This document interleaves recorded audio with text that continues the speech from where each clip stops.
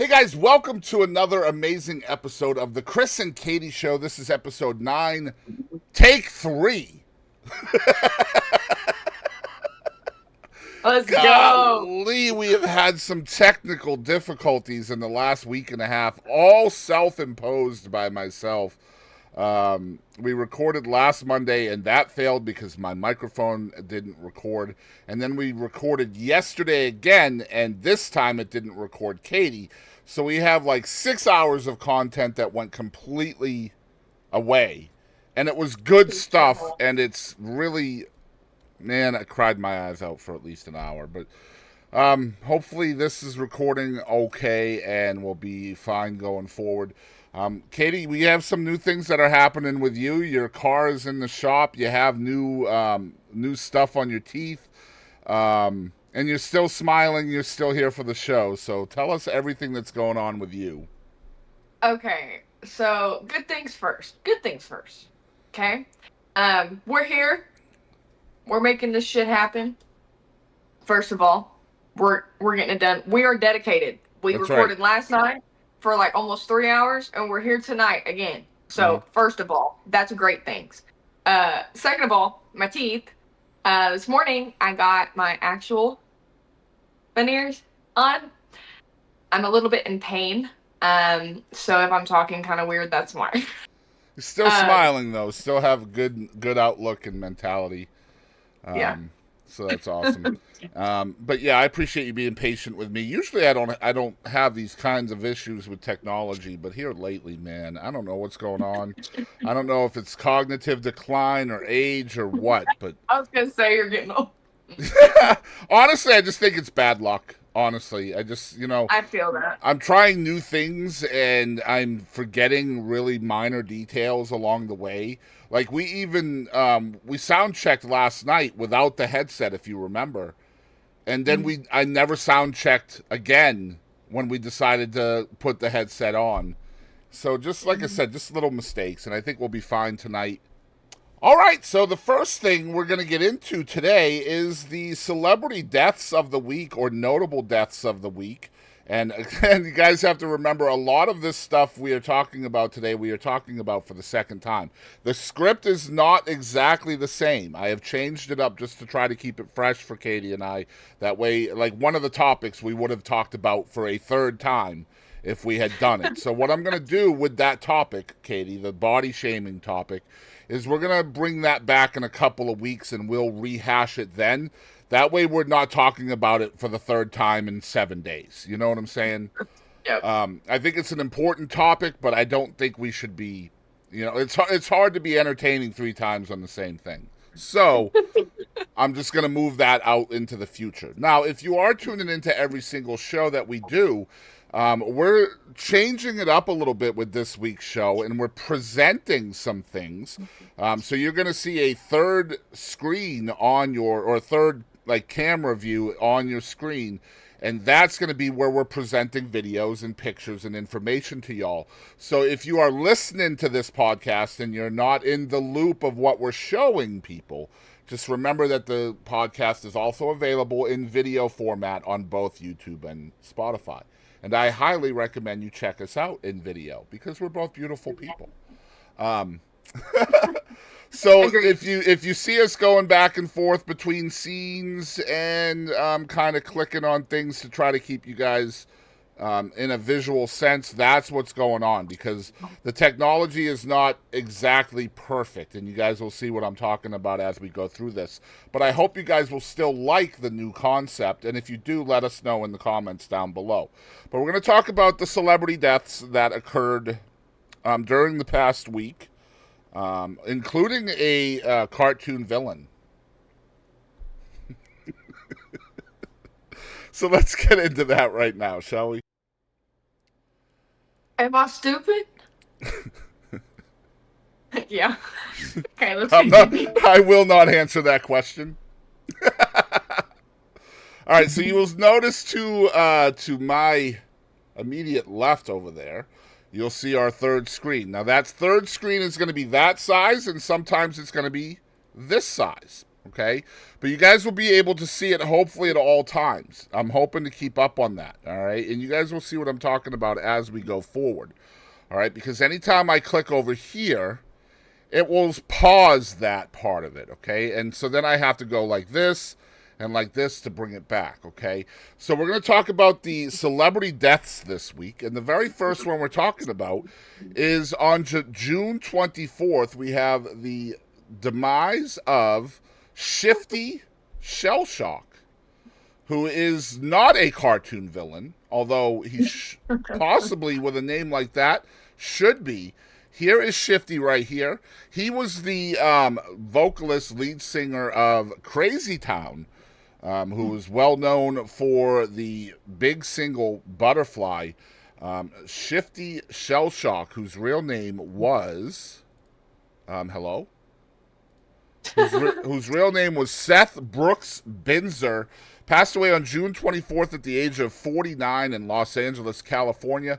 He was better known by his stage name Shifty Shellshock. He was an American rapper and singer-songwriter, best known for co-founding and fronting the rap rock band Crazy Town. And not too many rap rock bands out there. So he was kind of a pioneer. I can kind of think of like maybe Linkin Park and Beastie Boys and Limp Biscuit. Limp Biscuit, yeah, for sure. I love that. Makes him kind of a pioneer. I hate that he died so young at 49, and it doesn't really say what he passed away from either. So if anybody knows, let us know. But that is Shifty Shellshock. I would love to know how he got his name as well, and unfortunately, I cannot ask him. But he did have addiction problems, so hopefully his demise was not part of an addiction issue. All Shifty. Yep. Next up, we have Rob Stone, who was an American record producer, founder of Cornerstone, and co-founder of The Fader. Here is Rob Stone right here. He passed away on June 24th at the age of 55. Was also music related, Mr. Rob Stone. And I believe he was Canadian, perhaps? If I recall correctly. Maybe not. I don't know. But he worked with acts such as Notorious B.I.G., Usher, Puffy, Outkast, Faith Evans. A lot of really big artists that he collaborated with. So R.I.P. Rob Stone. Next up, let's see if I can do his name as well as I did last night. Let's see if you remember it. We have Sika Anawahi. Let's go! A member of the famous Samoan wrestling dynasty, the Anawahi family. He was one half of the WWF World Tag Team Champions, the Wild Samoans, and also, probably better known today as the father of Roman Reigns, who is currently, in my opinion, the face of today's WWE. Also an uncle of Dwayne "The Rock" Johnson. And like I said yesterday, dang near every single Samoan wrestler, not all, but dang near all, is related to the Anawahi family in some form or fashion. Were you aware of the Anawahi family? Absolutely not. To be completely honest, I was never into wrestling or anything. I wasn't into a lot of things because I had old parents. Love you, mom. Love you, dad. But you're old. And Jackson is like super into it, so I've kind of like I know who we're talking about. So I know a few Jackson things, and not... I need to get together because I am a huge wrestling fan. Huge wrestling fan. Yeah. I legit go crazy with the storylines. The storylines are so good nowadays, and I get it. It's they've always said it's like the male soap opera, but I love it. It's good when the stories are good. The stories are good. But anyway, Sika passing away was unfortunate. He was aged 79, and I don't even want to try to. You know what? I'll try it. His real name was Liati Sika Amatuana I Anawahi. That was his full name. That sounds pretty accurate, dude. I'm sitting here like, I ain't doing it. We'll try it one more time. Liati Sika Amatuani Amituana'i Anawahi. Uh-huh. Let's go. Um, I couldn't have done it better, and I think that's probably close, if not it. I hope so. Next up on the celebrity or notable deaths, we move to Miss Jewel Brown. Here's a picture of Jewel. She was an American jazz and blues singer, originally from Houston, Texas, who passed away on June 25th at the age of 86. Best known for performing alongside artists such as Dizzy Gillespie and Louis Armstrong, she was inducted into the Blues Smithsonian Hall of Fame in 2007. She was also nominated for a Blues Music Award in the Coco Taylor Awards. And she was phenomenal. Great, great vocalist. I checked her out. Sad to say Jewel Brown is no longer with us. Next Rip. up on the list is going to be somebody, again, we talked about this last night, Kadie, where you recognize somebody by face but not by name. And unfortunately, we do have a couple of folks that passed away this week that we all know if we watch film in TV that we may not know by name. And the first one of those is Mr. Bill Cobbs, pictured here. Bill Cobbs was an American actor known for such films as The Hitter, The Brother from Another Planet, Night at the Museum, Oz the Great and Powerful, as well as TV shows like Walker, Texas Ranger, The Sopranos, The Michael Richards Show. And he also won a Daytime Emmy Award for Outstanding Limited Performance in a Daytime Program for the series Dino Dana. Mr. Cobbs was 90 years old, passed away on June 25th in Riverside, California, and was active in acting right up until last year at 90 years old. Dang. And we've all seen Mr. Cobbs in something. Just a very familiar face, as y'all can see. Next up, we're going to move to the country to the north, Canada. This is Ray St. Germain. Ray St. Germain passed away, let me see here, on June 25th. He was a Canadian singer, author, and television host. Pictured here, his nickname was the Winnipeg Elvis. And his brother is Conway Twitty. Yeah, I think we mentioned that last night. He looks more like Conway Twitty. I swear to God, now that I see it again, Conway Twitty. Big time, absolutely. But he performed with such greats as Johnny Cash, Porter Wagner, Johnny Horton. He's traveled all over the world with his music. Started out on the accordion, ended up a pretty dang good guitarist. Ray St. Germain passed away June 25th. One of these... This one here was not talked about last night, Kadie, which means it was announced since then. Gary Grant passed away. Now, Gary Grant, let me see here. I'm going to click on this right here.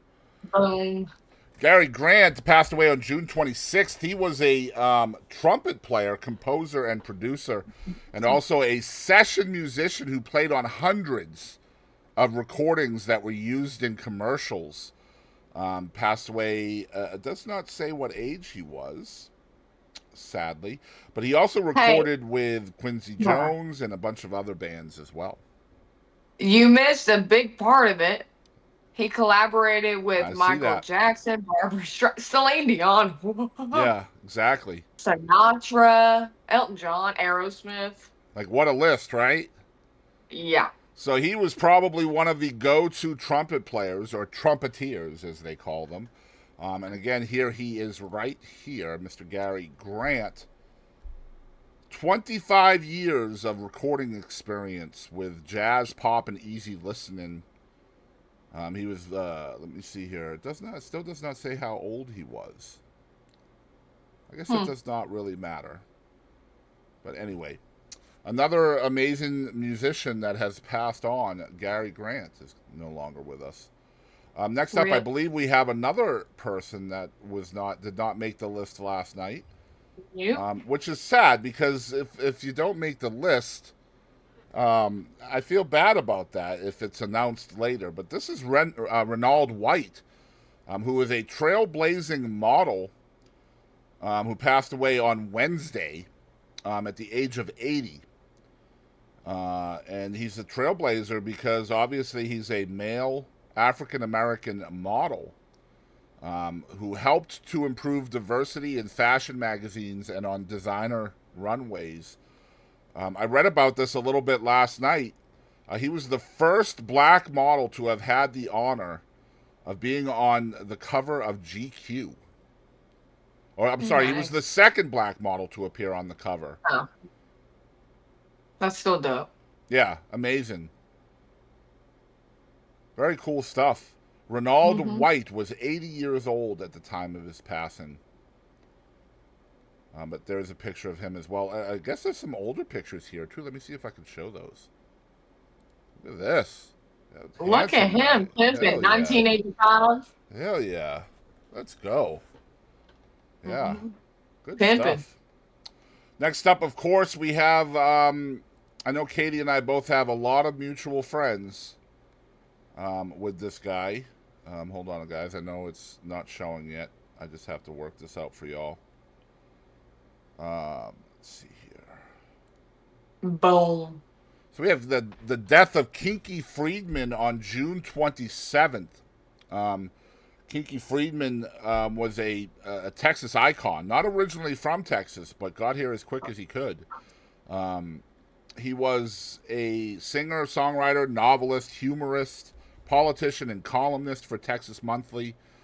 He was also a gubernatorial candidate in the state of Texas in 2006, and he received almost 13% of the vote, which placed him fourth for the race for governor that year. I have loads of friends who were posting tributes to Kinky on Facebook and other places. I asked you last night, you never met Kinky, right? That you know I of? don't believe so. He looks very, very familiar, so I might have seen him at some point, but I definitely know the name. Yeah, and unfortunately, I wish I had met him based on all the stories that I've heard since he passed on what a unique individual he was. Played country, progressive country, outlaw country, country rock. Was both a Republican and a Democrat as part of his long life, and highly educated as well. So, just a big loss for the state of Texas and beyond. Kinky Friedman, gone at the age of 79. Passed away in Medina, Texas at the age of 79. Let's see here. Moving on. We got the second person who people will know the face but not necessarily the name. Martin Mull, the Grammy and Emmy nominated actor and comedian, has died at the age of 80 as well. Passed away on Thursday, June 27th. Best known for his roles in Fernwood Tonight and Roseanne, among many, many, many, many, many others. Also a singer-songwriter in his time. Played in Roseanne, Sabrina the Teenage Witch, Danny Phantom, Arrested Development, Two and a Half Men. I mean, you name it, he's played in it. Passed away in Los Angeles on the 27th at the age of 80. How well did you know Martin Mull, Kadie? Um, I have seen his face. I know like all of that, like every one of those like shows and everything. I know all of that, so I know his stuff, and I know his face, but I'm awful. Remember, I can't, I have a pea brain and like a nothing memory. Yeah, I'm It's not so real bad. good with names either, but when I see somebody's face, like I'll be like, oh my Yeah. gosh, I'm yeah, I like, know oh, that I person. see you. Right, Yeah. exactly. Unfortunately for the San Francisco Giants organization, who just lost the greatest player who ever lived, Willie Mays, last week, this week, Orlando Cepeda has passed away, who was also a mainstay with the San Francisco Giants, also a Puerto Rican Hall of Famer, one of the few Hall of Fame baseball players from the island of Puerto Rico, nicknamed the Baby Bull and Perucan. He was a first baseman in Major League Baseball who played for 6 teams from 1958 to 1974. Passed away at the age of 86 in Concord, California. And I know of Orlando Cepeda because of my favorite team, the Red Sox. He was the answer to a trivia question, the very first ever designated hitter to play for the Red Sox. I believe that was in 1971 that the designated hitter rule was put into effect. And he was the very first one to play that position for the Red Sox. So, unfortunately for the Giants, they've lost Willie Mays and Orlando Cepeda, 2 Hall of Famers in the span of a week or a week and a half. So be careful if you're a Hall of Fame Giants player out there, guys. Please. Bubble wrap. Don't leave the house. Get in your bunker. That's right.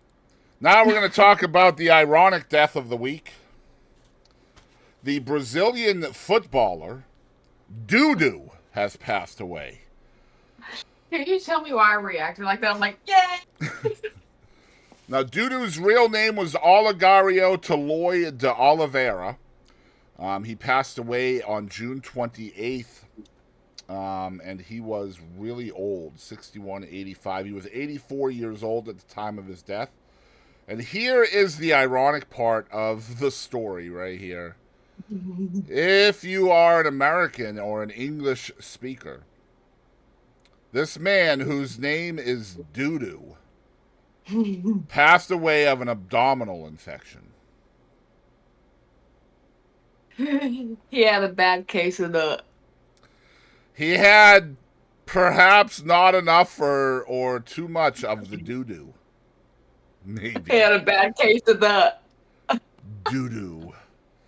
Oh my God, that doo-doo has passed. Yeah, We're so awful. I mean, that's always good when you're constipated, right? When the doo-doo has finally passed. Mm-hmm. Well, he has. He has indeed. He has indeed. Nothing worse than Brazilian doo-doo, because that's a lot of poop, if you know what I mean. A Brazilian doo-doo. Nah, we'll forget it. Forget it! All right, moving on. We've got Marty Pavelich, who was a hockey player for the Detroit Red Wings. Let me see here. Passed away at the age of 96, Kadie Lynn, in Big Sky, Montana. That's old as dirt. Marty Pavelich was a 4-time Stanley Cup Award winner. That means he's a 4-time world champion. Now, mind you, back when he won the Stanley Cup, there were probably only like 3 teams in the NHL, which I don't think is fair. You get all these multiple world champions when there were only 4, 5, 6 teams. Like, what? Can you imagine being one of 6 teams and never winning the world title? Man, you said 1 of 4. I have a 25% chance. That's right. That's right. Not today, though, when there's like 32 teams in all of these leagues, man. It's so hard to win a world title nowadays. So, like, nowadays, you say 4-time world champion, and you're like, yo, but he won these in the 50s when there were probably 6 hockey teams in the league. So you could almost be like, how come you didn't win more, Marty? Huh? Come on now. What's the holdup? Not to mention, he did play with the world's best player at the time, Gordie Howe, who was like Mr. Hockey. So, yeah, coattails. I'm not saying, I mean, whatever. Anyway, moving on to the oldest person on our list this week. This is Xi Ping, who was born Shi Eryi on November 1st, 1911. That's right. This man right here was born in 1911, which makes him 112 years old at the time of his passing. He was a Chinese politician, essentially, is what he was. Communist politician. Yeah, died on June 29th, aged 112 years, 241 days. That is absolutely insane. Absolutely insane. His spouse, ladies and gentlemen, this is something we did not catch yesterday, Kadie. His spouse died in 1935. Died? Yes. My man has been widowed since before the World War II. Right there. What? That's insanity, bro.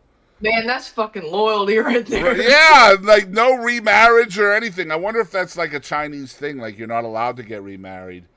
If that's Man, the that case, my God, man, he probably was ready to die like 80 years ago. You know what I mean? Like, wow, 112 years old and widowed since 1935. That means he was a widow for 89 years of his life. That's insane. that's Wow. sad. It is sad. It is sad. All right, next up we Now I'm have sad. another new addition to the list that wasn't here yesterday when we recorded. Peter Collins has died at the age of 73. Peter Collins was a legendary record producer who had a history of working on every genre imaginable, from pop to rockabilly to ska to, of course, metal. Sadly died at the age of 73. Amongst his great metal albums include Queensryche's classic Operation Mindcrime, Suicidal Tendencies, The Art of Rebellion, Alice Cooper's Hey Stupid, and Ultra Spank's Progress. Yeah, Peter Collins, who was not on this list yesterday, Yep. made the list today. Peter Collins. I've heard of him. Let me see if there's more info here for him. Give me a second, guys. Because I don't feel like I would like really know him from any of that. So he passed Yeah. away in Nashville. He was originally from England. And he was an English record producer, arranger, and audio engineer. He produced records by Gary Moore, Bon Jovi, Billy Squier, Rush, Air Supply, Alice Cooper, Nick Kershaw, Yep. Black Mange, Suicidal Tendencies, Queensryche, Indigo Girls, Nancy Griffith, Jermaine Stewart, Jane Weedlin, October Project, The Cardigans, Rosetta Stone, Josh Joplin, Tracy Ullman, Drake Bell, Ultra Spank, and the Brian Setzer Orchestra. No, no Drake Bill. No Drake Bill. We're not talking about him. I love Rush though. Love Rush. That's probably where I got that. What an eclectic mix of music that he's worked on, man. And John Bovey. Yeah, John Bovey. Second on the list. Wow, Gary Moore got top billing there. Let's go. All right, last one from July 1st. We have June Leaf, who was an artist, an American artist, a painter and sculptor, whose exploration of the female form, by turns whimsical, graceful, and ominous, paved the way for later generations of feminist artists, died on Monday at her home in Manhattan. She was 94. She passed away yesterday. Here she is pictured in 1975. And she passed away of gastric cancer. Well, that's sad. She sounds like a badass, though. Here's some of her work here. Pretty cool. Sounds like a badass. And she was a sculptor, too, so here's some of her sculptures. So, yeah, June Leaf is no longer with us. What a name, too. I wonder if that was her, in fact, her real name. I like it. Who knows? All right, so we're going back to two people. There we go. Also, look, everyone that's watching me drink anything, my teeth are really sensitive. So if you see me making weird faces or doing weird things after I take a drink, that's why. It hurts. She has somebody under her desk. We all know it. It's fine. It's fine. Kadie, Lynn, did you know that the national animal of Scotland is the unicorn? You did know this because we talked about it yesterday. I may have known that. So yesterday we talked about the fact that all of the other animals that live in Scotland should be really pissed off about this designation of the unicorn as the national animal of Scotland. And see, and I say it's rite of passage, dude. Yeah, see, Kadie doesn't agree. Personally speaking, I think, like, if you're a lemming or a harbor seal or somebody like that in Scotland, you should be very pissed off that the unicorn, an animal that does not exist, got top billing over there. Well, you know, I think I said the same. I think I said the same thing last night. We're shooting high, okay, with high expectations. Um, but say it's real. I mean, if I'm like a little like chipmunk hanging out like in the ground, whatever the hell, and I'm like, I hear this, I'm like, props to them. You know what? They ain't never gonna find that bitch, Yeah, but well, props to them. personally speaking, I bet you if the animal was real, it probably wouldn't be the national animal because they're not showing any freaking love to real animals here, right? I mean, let's keep it real. I think they're just probably always drinking over there and probably see unicorns when they're not I really saw there. a unicorn. That was a horrible Scottish accent. We'll move I on. know. I went like Liverpool or some shit is what I just did. Liverpool. We'll get into Liverpool in a little while. We are actually talking about Liverpool a little bit today. But did you also know that giraffes, and you're not going to laugh at any of these jokes today, Kadie, because they were funny yesterday, but I'm still telling the same jokes. So if she doesn't laugh, it's because she heard them yesterday. You guys out there can still laugh. But did y'all know that giraffes are 30 times more likely to be struck by lightning than humans? And I'm calling this, like, a lot of times I will say bullshit, but this one I believe. Because I personally mean, speaking, I've seen a lot of wildlife videos about giraffes, and I've never seen one struck by a human. Not one time. well, I will say, it maths. The math is mathing. Yes. So Because, I mean, we can't strike a giraffe. I mean, they're faster than us, stop it. right? Stop it. All right, look, have you ever seen a giraffe that was struck by a human? You haven't, have No, you? See? no. My point is proven. This is I'm here to say that this number is low. It's low because we've never seen a giraffe struck by a human. So I would imagine that every time it's struck by lightning, it increases and increases. It should be more than 30 times. Man, I want giraffes to like just go after you. Well, if they did, That'd be hilarious. Oh then my this god. number would go down because then I imagine humans would probably strike them a little more in defense of their own well-being, right? Oh, that should be hilarious. Like rhinos do, just like charge them up and run in the, and they're like next. I did that last night. You did. Your giraffe impersonation is getting better and better. Or that wouldn't be an impersonation, right? It would be an giraffe-nation, right? Because you're not impersonating a giraffe. You're in giraffinating a giraffe. They're not a person. So yeah, that was a really good in giraffination of a giraffe by Kadie Lynn. That math is not math. All right. Did you know that in the 1840s, a chicken once lived for 18 months with its head cut off? This chicken was running around a farm somewhere for 18 months without its head. Do you believe that?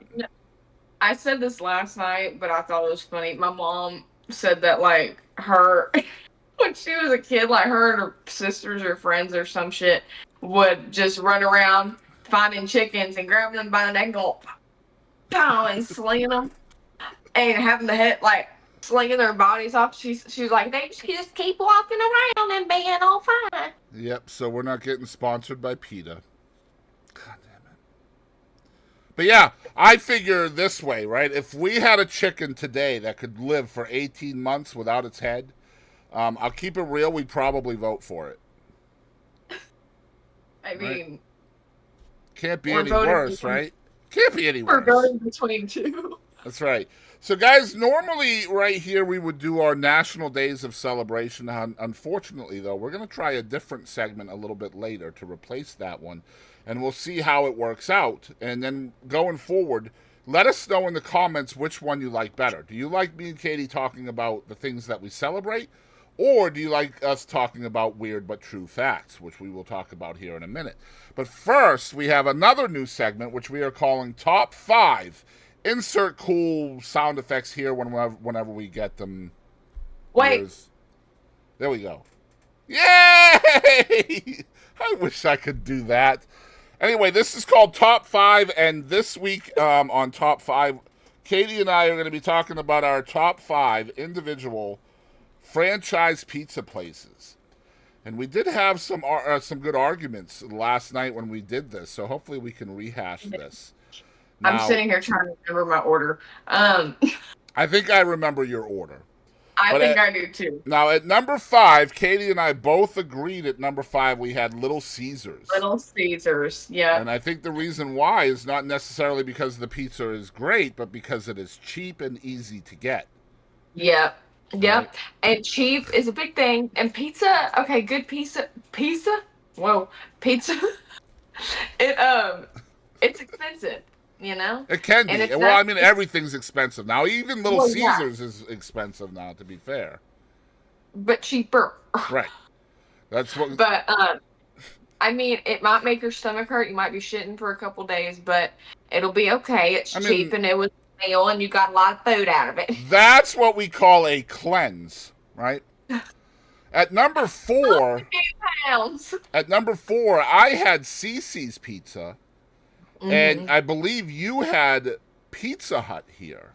Yep.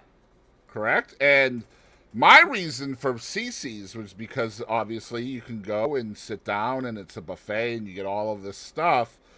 And I don't remember why you had Pizza Hut here or have Cece's over Pizza Hut. Could you tell us why you ranked Cece's higher?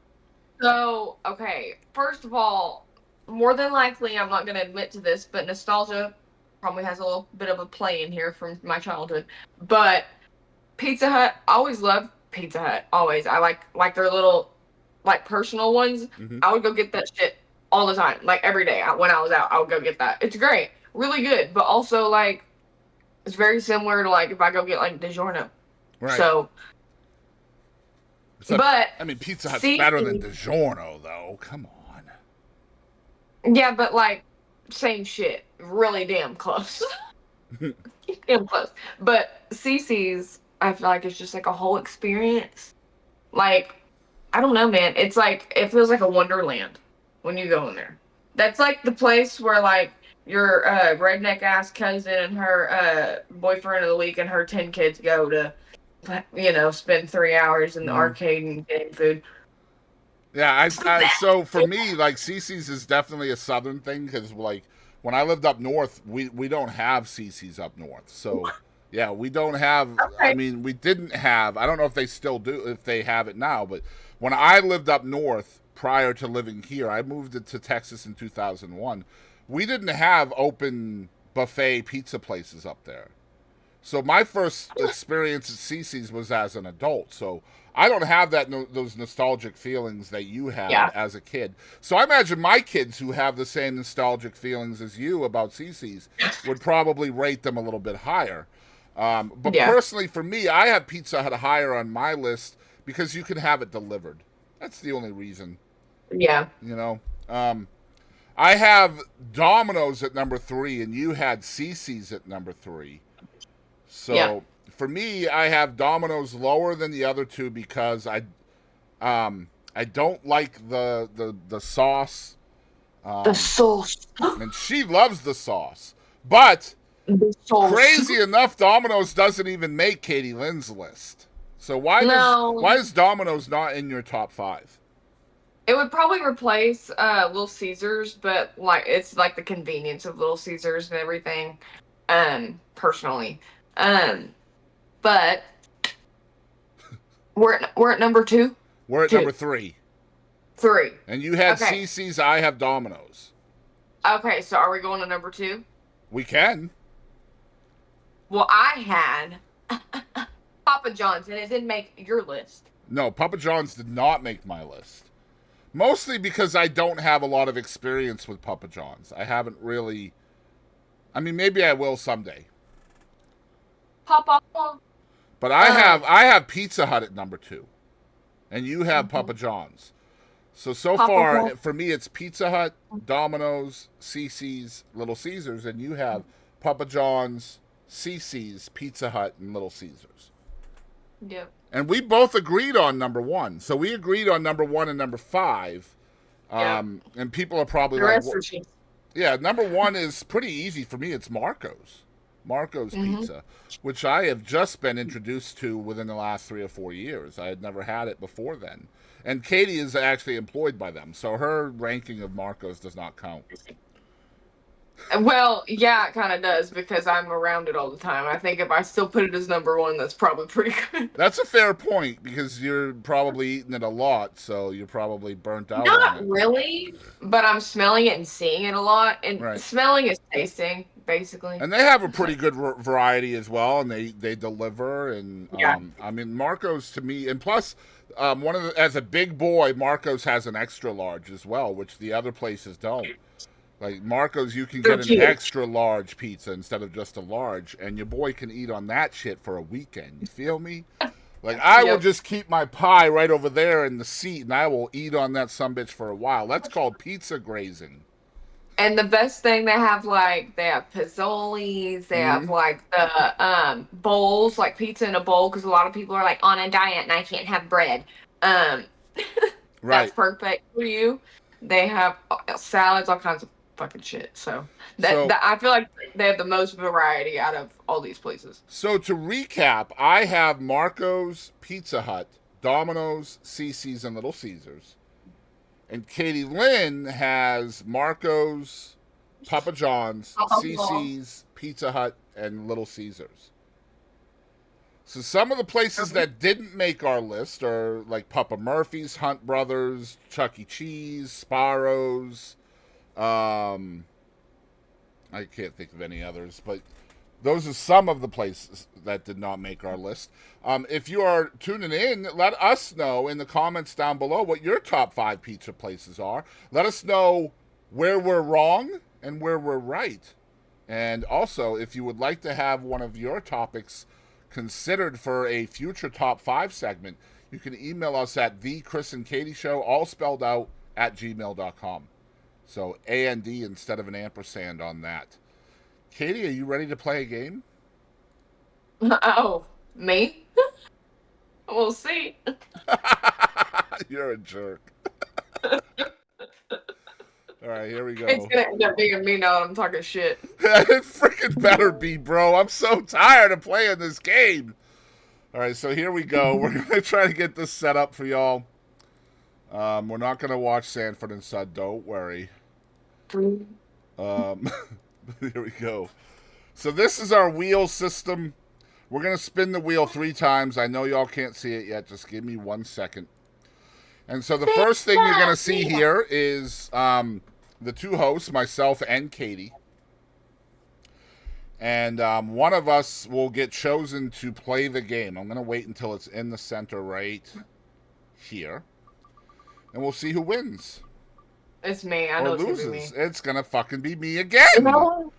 I'm calling rigged. Guys, this has gone on my name, except for when David was here, and y'all didn't get to see that. Literally like 6 times in a row. Alright, so now we're going to choose the game. This saddens me because I had a really good game last night. Alright, Yep. here we go. So now it's going to choose which of the 5 games I am going to play. And this seems Okay. very similar. It's also going to be World's Greatest Expert. And now we will choose the topic.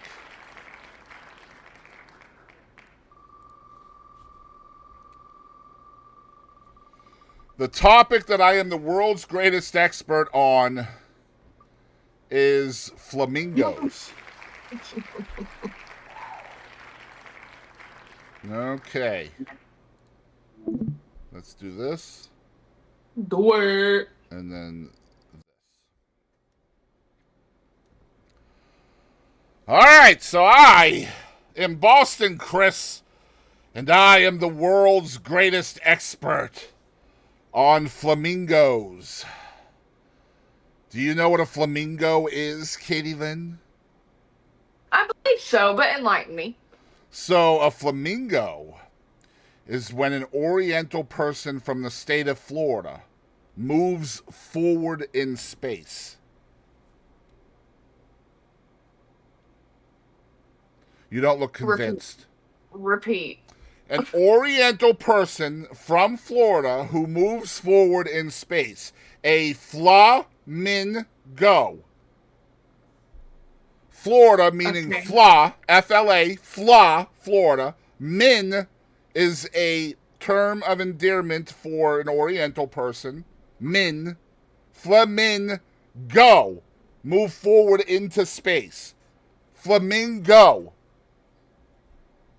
I had to write it down for it to make sense, but I got it. Yeah, so you're with Continue. me, right? So there's lots of different ways to do a flamingo.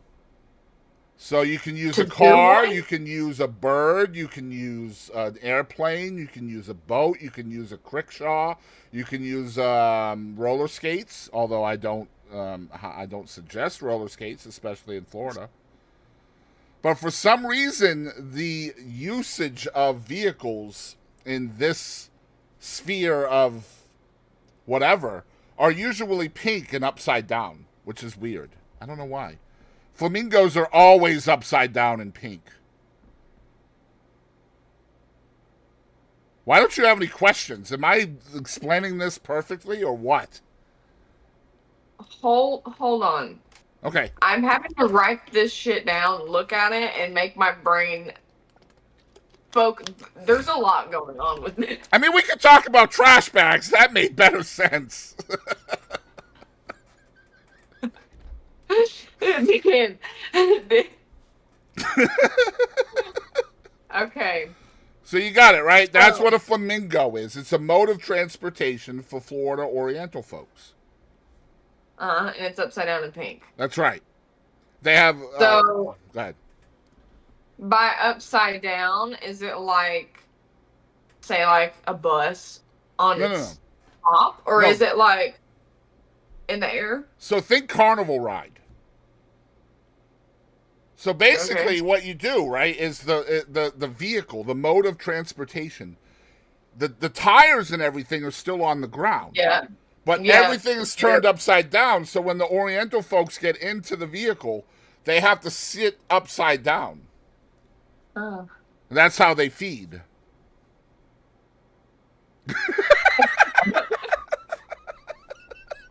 Do what?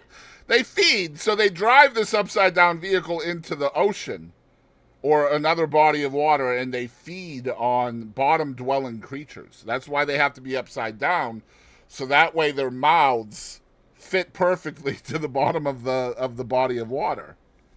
Their mouths on their hands. No, no, no. The mouths are right here like normal folks, Kadie. Come on, stay with me here. That's why they're upside down. Because it wouldn't make sense to sit right side up when all of the feeding stuff, the food, is on the bottom of the body of water. Oh. You're not going to pick it up with your feet. That's ridiculous. I'll snort it. No. So all they do is they drive this vehicle, which is pink, remember that, into the body of water. They're upside down, so they're usually strapped into a seat or something. And then they open the doors, and all of the krill and shrimp or whatever else they eat just flows into the vehicle. And since they're upside down, their mouth is already at the bottom of the body of water, so they can just eat whatever they want. Grab whatever they want and shove it into their face. That's the flamingo. Okay. I got it. Good. So, do you have to, like, get tickets? Can you just, like, what do you do? Like, do you just go hop on the bus? Or Yeah, no, it's not a bus, it's a flamingo. You know what I mean? It was a go ahead, keep talking. It's a flamingo, not a bus. I don't know if you're gonna get this, Kadie. This might be. I don't know. This might not work. I don't know. No poking of the eyes out. All right, that was our game. World's greatest expert on flamingos. I forgot to tell y'all what the game is about. Basically, I have to give a false lecture on the topic. So the topic you was. me for a damn loop. I don't know where the hell I'm going with some of this shit, but whatever, it works. Hold on, take a look at this shit.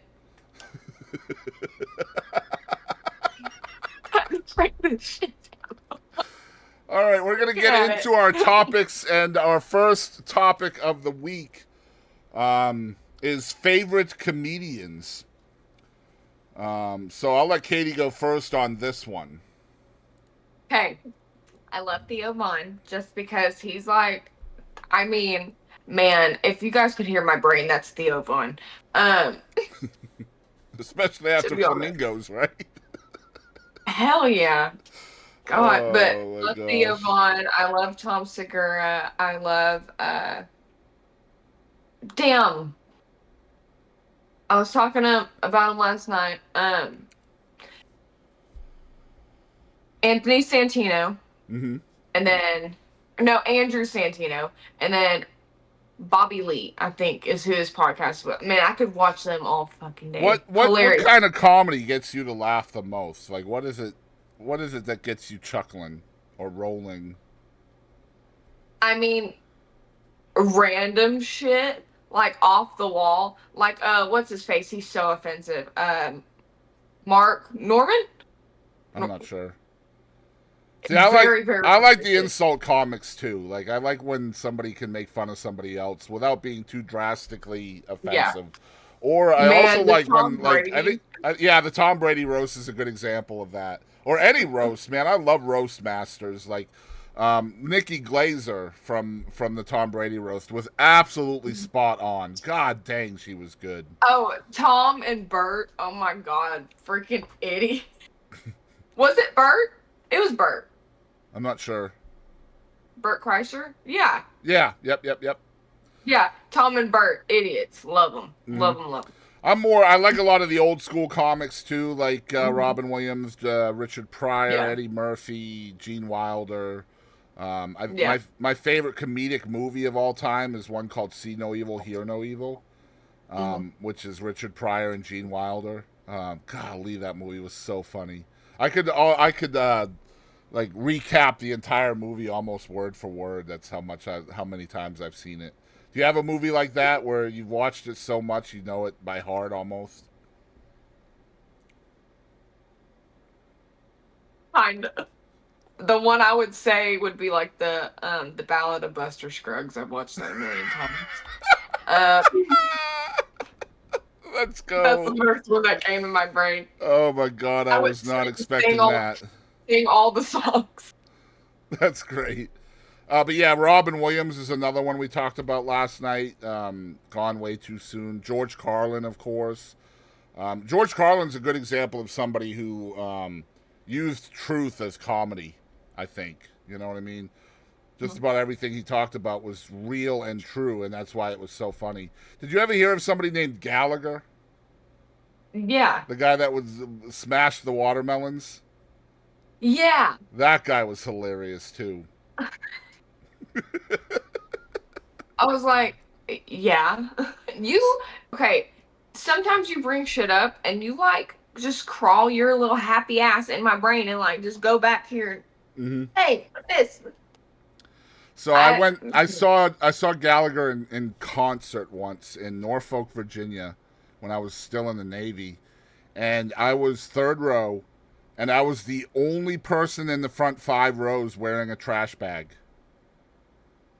love it. Yeah, and everybody's looking at me like, "What the hell is wrong with this guy?" I was the only motherfucker who walked out of that place in dry clothes. Well, there you go. Look, when you I said walked out of there and I took the trash bag off, put it in the trash can on the way out, and I was just like, everybody else is soaking wet and got like yep, chunks of watermelon in their clothes and freaking cantaloupes and grapes and and that's oh, what you get. it was great. I was When you like, said when you said still in the Navy, you made me think of Billy Joel. mm-hmm, yep. Still in the Navy, or whatever the hell it says, something like that.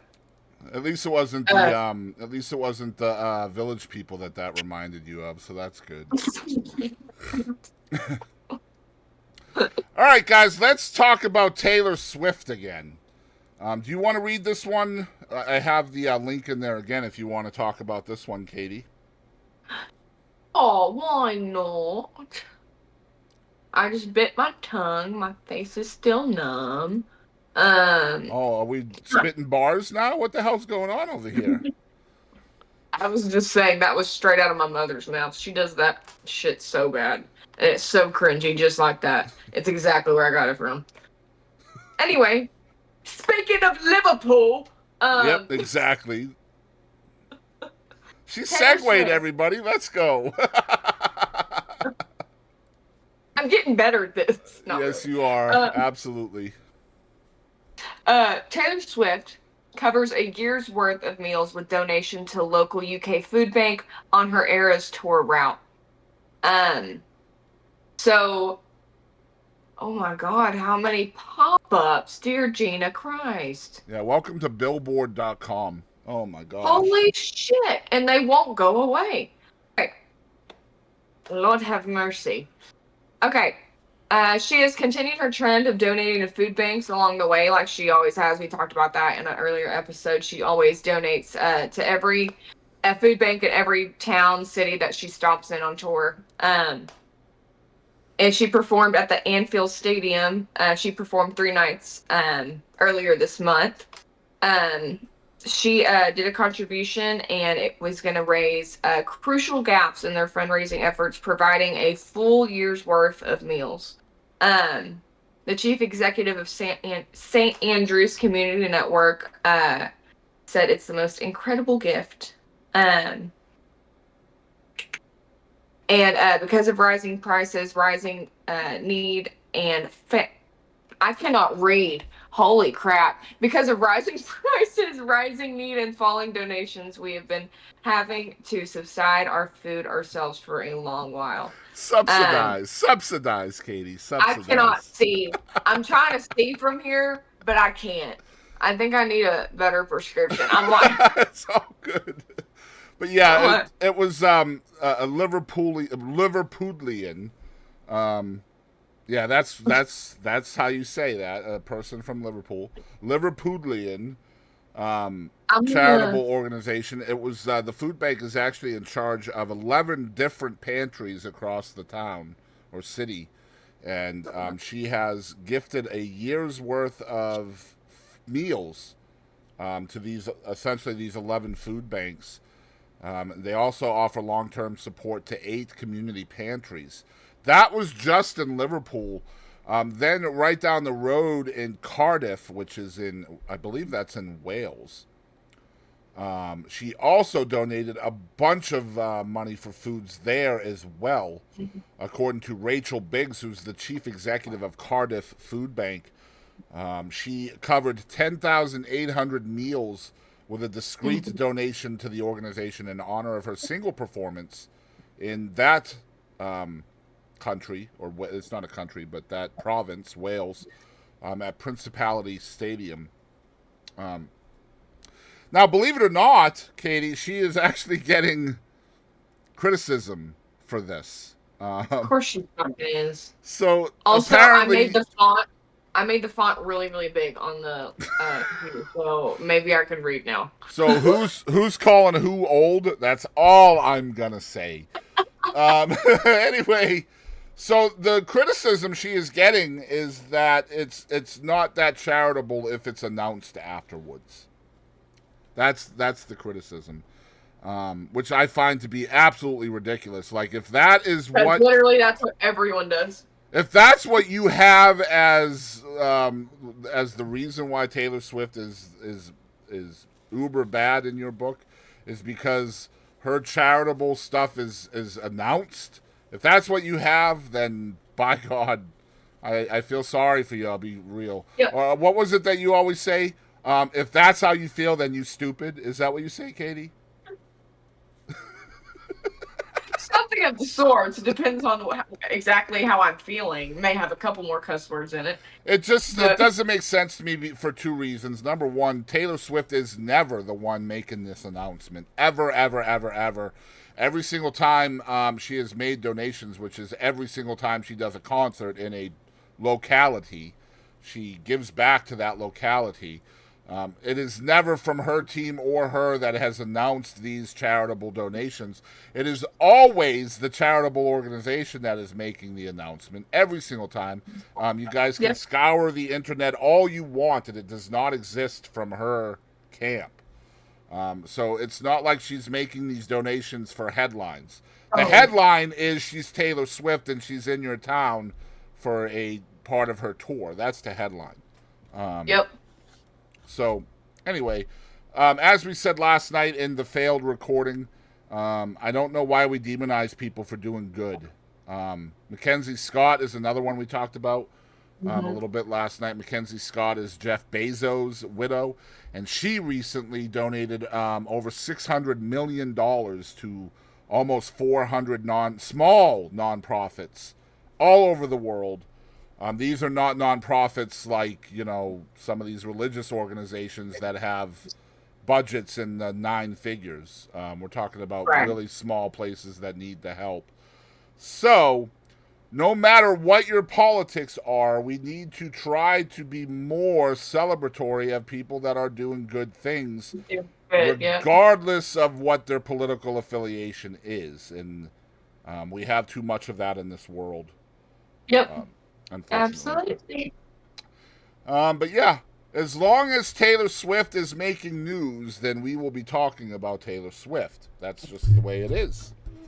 Yep. Next up, we're going to talk about phobias. The next two things that we're talking about today did not make it as part of our recording last night. So this will be completely new topics for me and Kadie to talk about. We're going to talk about shit that scares the bejesus out of us. And this is when all of our viewers are going to be looking at Boston Chris like he's a little weird, because I am. But we're going to go with Kadie first. Let's talk about some of your phobias, Kadie. What are they? Okay, so I'll start with the two that are like not day to day. One of them is day to day. But okay, so to start out with, I have since I was a child had a phobia of the smell of alcohol, like rubbing alcohol. When I was a kid, I would literally pass out at the doctor if I smelt it, and I'm still like that. Like I will gag. So it's It's bad. it's just rubbing alcohol, not like regular alcohol, right? No, he'd like vodka. I okay. I sniff it and I like twitch a little bit, like, but Hmm. I can't do it anymore. I used to could. I So can't is do it this anymore. a fear or just a dislike? Like you just don't like the smell of rubbing alcohol? It's like I don't know. It like sends me to this place. I know what you mean. Yeah, I know what you I mean. don't know. It's just like it's like oh my god. Okay, I can't do that. What was It's the like other fear, one? What was your other one? sweat. Fear of sweat, really? It's not fear. It's more like so disgusting. I want to vomit. Um. So really, this stems from going to school in fourth and fifth grade. We would play dodgeball. And you got to either be shirts or jerseys, right? Well, these jerseys are from like the effing 80s, have never been washed. And the smell of those, I'm not shitting you. That just scarred me for life. And now anytime I smell sweat, also my mother didn't let me wear deodorant when I was a kid because it wasn't good for you. So I have this phobia of both sweat and smelling bad. Like the So smell, the fear of like smelling I bad will is not let called. Jackson touch me. I will not let Jackson touch me. I will not like I'm gonna be like, do not touch me. You are sweaty, get away from me. If I am sweaty, I feel disgusting. Like a piece of trash Uh, rolling around in the dirt. That's what I feel like if I'm sweating like so you that. actually have multiple phobias here, Kadie. The first one is called bromidrophobia, which is the fear of smelling bad. Bromidrophobia. And then you have osmophobia or olfactophobia as well, which is a fear, aversion, or psychological hypersensitivity to odors. Hmm. Okay. The fear of sweating or being near sweat is called erythrophobia. Okay. So you actually have three phobias in one here, and they all stem from your nose. So perhaps you should stop doing so much work on your teeth and start working on your nose instead, Kadie. I'm gonna start putting air filters up in here. That doesn't surprise me though, because a lot of people's phobias tend to be things that are um, that are experienced through one of the five senses, right? Oh, really? Yes. So, like people's fear of spiders, for example, is Creepy crawly. well, it's I not going to mean, be there if I'm they scared of couldn't. spiders too. For So example, that's like another one. somebody who can't see is very unlikely to have arachnophobia because they Because they can't. don't. Exactly. Yeah.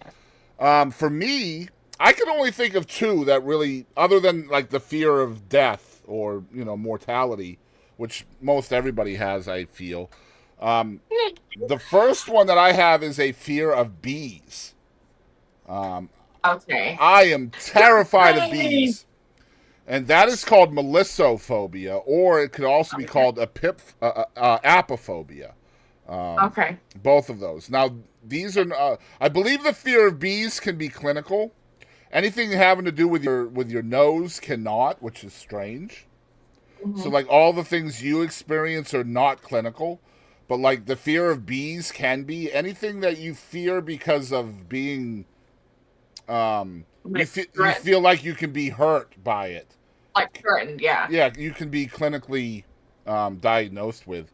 That's not saying that I have been. Now, the other one that I have, which is going to be a little bit funnier, probably more funnier than yours. I have an extreme fear and aversion to styrofoam. Like for real, for real. For The real. sound. Just, I cannot be near it. It started with the sound, and then, like, when I touch it, I just get creepy crawly all over. You're making me cringe as you're talking about it, so I I get it. absolutely freaking hate styrofoam. And my family, being the loving parents that they were, every single Christmas would wrap as much styrofoam in my presents as they possibly could. Mm-mm. That's right. See, okay. I was Speaking of bullied by my parents, by God. I should get some kind of settlement from that.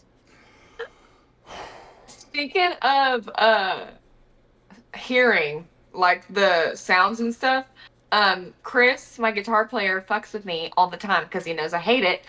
Guitar strings sliding up and down Oh, guitar strings. yeah, yeah.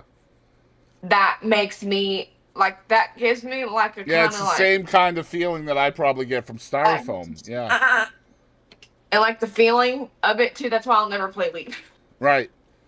So, like, anytime we go out to eat and I take home, like leftovers and they give you those styrofoam things, I can't touch them. My wife has to do all that. Like, I have to literally leave the table while they're fucking with the styrofoam. Like, I have to leave. I didn't think about that. That was unexpected. That's why it was funny. Absolutely horrible. It's not good. But it is called styrophobia. It's a real thing. Oh, It's not that's pretty clinical. Like, it's not straightforward. a clinical thing because obviously styrofoam can't, like, physically hurt you. But it is a psychological phobia or Oh, I'm scared aversion. of clowns too. So there's that. Well, clowns can't hurt That's a you. normal thing. Yeah, yeah, yeah. A terrifier would beg to differ. The Terrifier. All right, let's get into the next segment, which is called Weird But True. We're going to talk about some weird but true stories here. Kadie and I are going to give some commentary on a couple of these. Weird, but The first one sorry. we're going to talk about is this is the headline. I'm lucky to be alive after sustaining car crash injuries after tripping over my cat. That's right, guys. This is a true story. This man has suffered catastrophic injuries. Now, a UK man miraculously survived after sustaining a broken neck, a fractured spine, smashed ribs, blood in his lungs, and other quote-unquote car crash evoking injuries from, wait for it, tripping over his cat. He told the news that he can't remember much. He remembers falling fast. It was quick and it was over within seconds. Then I was at the bottom. The victim, Chris Rowley, who's 59, said, "The freak apocalypse meow accident reportedly occurred on the evening of October 23rd while the Leicestershire-based professional musician was home alone with his hairless Egyptian Sphinx kitten, Eric Morecambe. That's the cat's name. The cat was not reached for comment on this story. Yeah. It decided to lawyer up. So apparently disaster struck after the wrinkly kitty, apparently feeling playful, dove out and latched onto one of its owner's legs while he was coming down the stairs. And it took a bit of a chunk out of my leg, then I lost my footing, said Rowley, who reportedly tumbled down 14 steps before arriving at the bottom, where he lay unable to move when his feline put the hell in Hello Kitty. Holy shit, man. Holy shit. I'm looking at the pictures. What the hell? It's great. And this cat just looks like murder. Murder on sight. Yes. Oh my gosh. Hold on. This picture of him, his eyes like, they look dope as hell. So I'm getting rid of that cat immediately, if not sooner. First of all, maybe you shouldn't have an attack cat with fucking 14 steps in your house.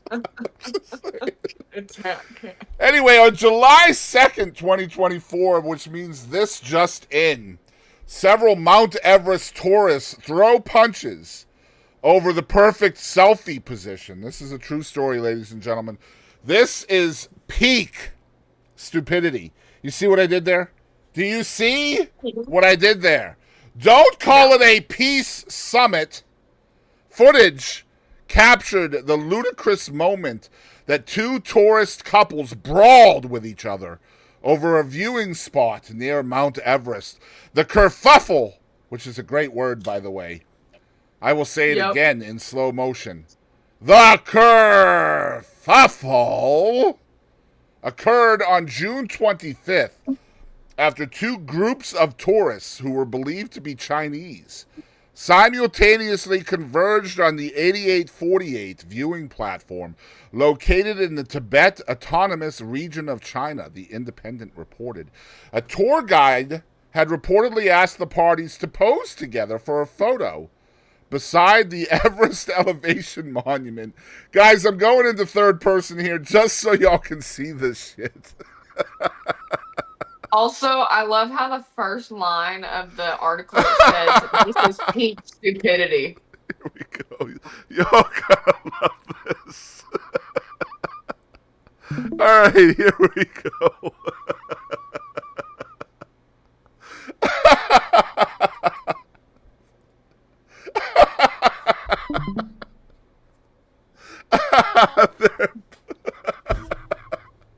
I don't know why this picture is so funny to me, bro, but this is great. Man, they're getting after it. There's a video. There is a video as well. Let's see if we can find it. Hold on. I don't want to play the video because there might be ads in it. But yeah.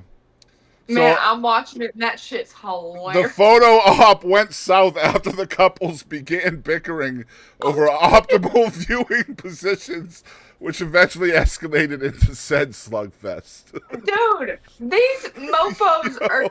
This video, look, hold on. This dude just grabbed this dude by his hoodie and slapped it. Look at this picture. What do you mean? There's so much space for pictures, man. Okay, man. Oh my god. There is ads in here, but man, I wish you could show that. That shit was hilarious. This is great. Like, I'm talking like full on like high school teenage fight, like throw you down by your hair. Oh man. Anyway, like, that's amazing. All right. Let's see if I can't fix this now. All right, there we go. Oh, okay. I'm just, the reason why I'm laughing is not because they're fighting, but because, like, there's like this wide panoramic. Like, what do you mean, bro? I want to stand right there where you are. Literally everyone around just looked like ants. Like there's no one around. Oh my god. All right, let's do one more. Let me see here. Okay, here we go. Sumaya Thomas, who is 18 years old, was arrested for falsely reporting a crime after she called the cops and fabricated a story in order to get out of a first date. Man, I get it. So Sumaya, 18, girl. she was 18 years old. She scheduled a romantic evening with a stranger she had matched with on a dating app. But when he arrived at her doorstep on June 16th, she suddenly got cold feet and phoned the cops. Okay, look. First of all, if you just met this dude online, why is he at your doorstep? Like, yeah, there's absolutely no chance this man should know where you live already, my dude. No. Oh my gosh. The North Liberty, Iowa woman told officers that the man was an abusive ex who was threatening to cause her physical harm. According to an affidavit pertaining to the bizarre case, Thomas, who also falsely claimed she was pregnant with the man's child, said he planned to hit, punch, kick, and stab her. Oh, man. I'm laughing because I'm trying to figure out who has more red flags here, her or him. That's what I'm thinking. Now I'm like, what the hell's going on with him? Oh, my God. What? Oh, my gosh. What the hell? Man, people are fucking wilding out these days. Now, when officers arrived at the scene, the man informed them that he had only met Thomas via a dating app approximately 1 week prior, providing officials with proof of messages between the pair. Oh, my gosh. The conversation showed he was being honest, and he really did just meet this female, the affidavit reads. Thomas, however, had told officers that they had known each other for 2 years and accused the man of being abusive and threatening to cause harm to her, while claiming their written communication had taken place over Snapchat. Oh my gosh, bro. Yeah. Hold on, it says, Oh, that's awesome. It says, according to Daily Mail, Thomas was arrested and charged with 2 counts of false report of indictable offense to public entity, which is a misdemeanor. Yeah. And 1 count of false report on a 911 call. My girl called 911 on his ass, bro. Like, wasn't even the non-emergency line. She was just like, yo, they won't bring an appetizer, and it's his fault. The report claims she didn't think the officers would help, so she made up this call and the events that she described. Shit. No shit, they're not gonna help, bro. Just leave. What are you doing? Oh they my get the F off my property. And if here's an idea. Don't tell people on the internet where you live. Number 1. Yeah. Oh my god. All right, that is our weird but true segment. That was actually fun. A lot more fun than I expected. So maybe we will do that more often in the future. All right. That brings us to our main event topic of the week. And this is going to be a lot different for y'all out there. Hopefully, Kadie and I can present this to y'all a second time as good as we did last night. I watched more videos last night, so perfect. We have more stuff to talk about. We are, of course, talking about the one, the only, the piece of shitty, DrDisrespect. A lot of people in my communities have been asking me for my opinion on the doc, and you guys are going to get it right now, unabashedly and unapologetically. You guys are going to hear what I have to say. Many of you who know me well already pretty much know what my position is going to be on this, but we are going to present the facts as we know them, and then Kadie and I will give our opinions as we know them. And whether we align with your opinion or not, that's neither here nor there. But we definitely want to hear what your opinions are in the comment section down below, how you feel about this whole situation. But we're going to show you the sequence of events first, and I have an entire things set up for this. So let's do this. We're going to go three-way here again. You got. You can't. Say what? You can't say three-way, dude. You gotta find something else. There we go. We are now Something else. three-way, and now we're not going to use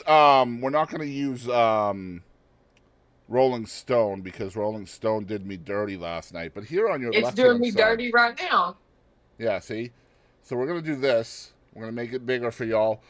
Former Twitch employee says DrDisrespect knew he was sending sexually explicit messages to a minor. And this is a report.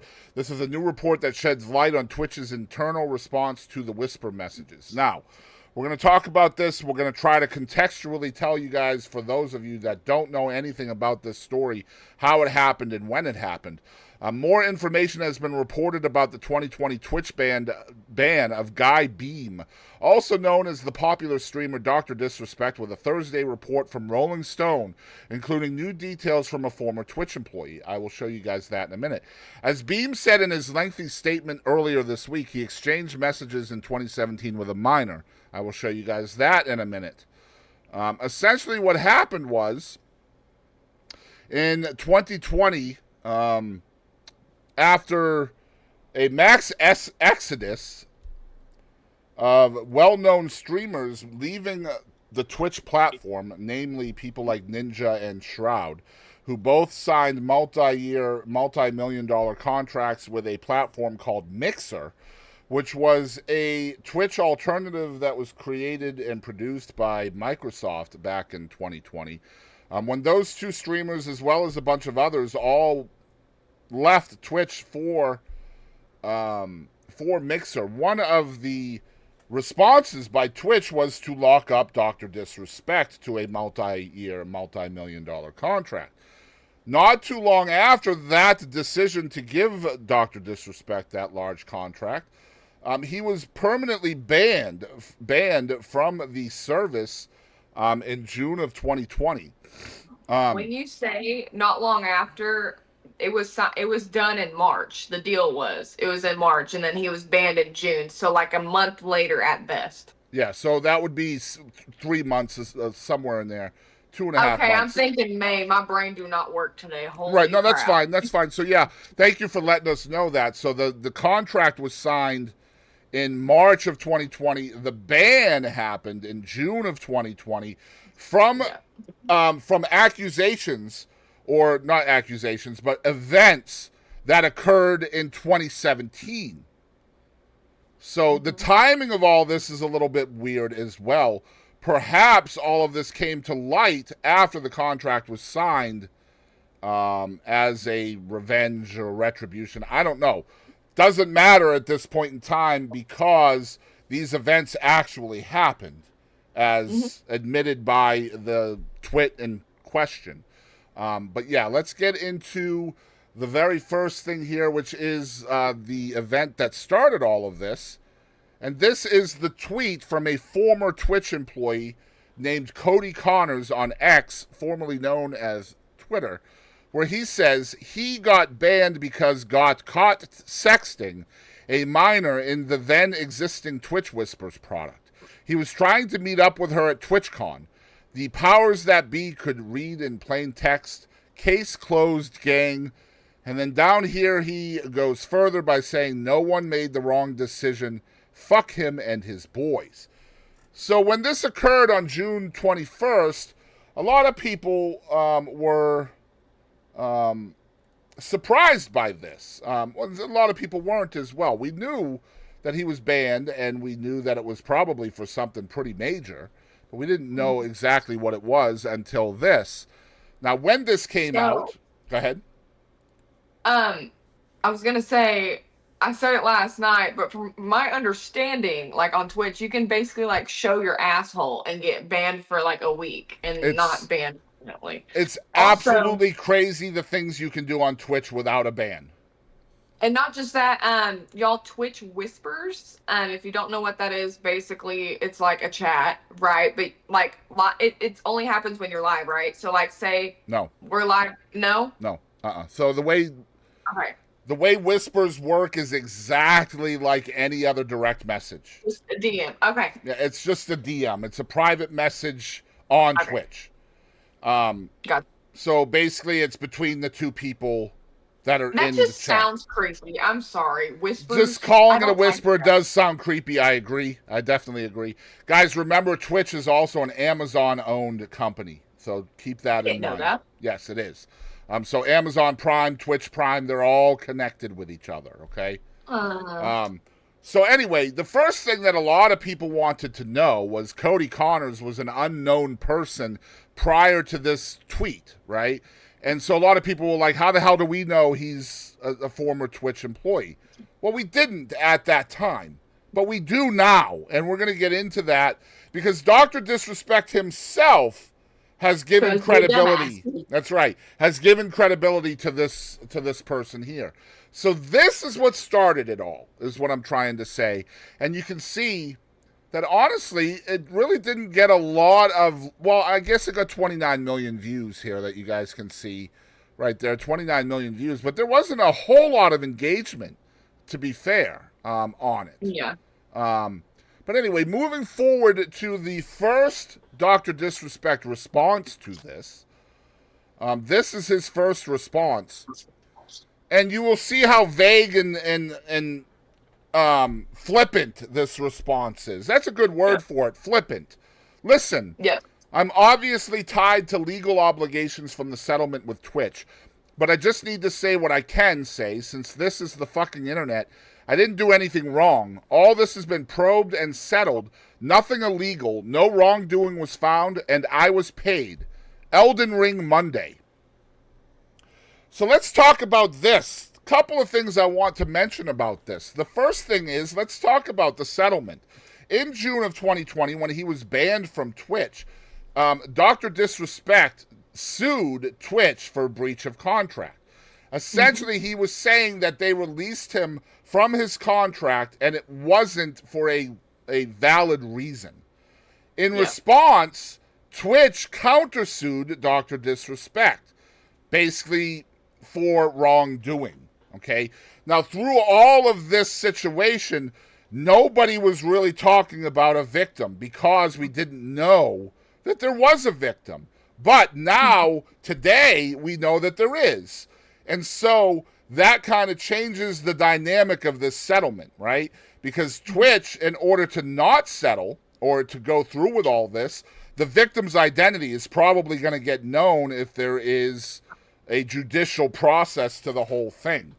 So I feel, this is just conjecture in my own opinion, I feel like Twitch settled with Dr. Disrespect for two reasons. The first was to protect the identity of the victim. And the second is because there were no criminal charges brought up on Dr. Disrespect because of the victim, right? Because in order for you to criminally charge somebody, a lot of the times you need to have the victim's cooperation. Otherwise, there's not a crime, okay? Yeah. Those are the two reasons why I feel like they settled. The reason why I'm saying that here is because Dr. Disrespect, in his very first response to this allegation by the former Twitch employee, is using the settlement as his validation point for not doing anything wrong. Okay? Yep. Essentially, they paid me, therefore I'm good, and we should just keep moving on. Elden Ring on Monday. Nothing to see here. Business as usual next week, essentially. Absolutely disgusting, his first response to this. Now, this was on June 22nd, so basically an entire day has gone by between the first tweet and Dr. Disrespect's answer to the first tweet. Okay? A really long time.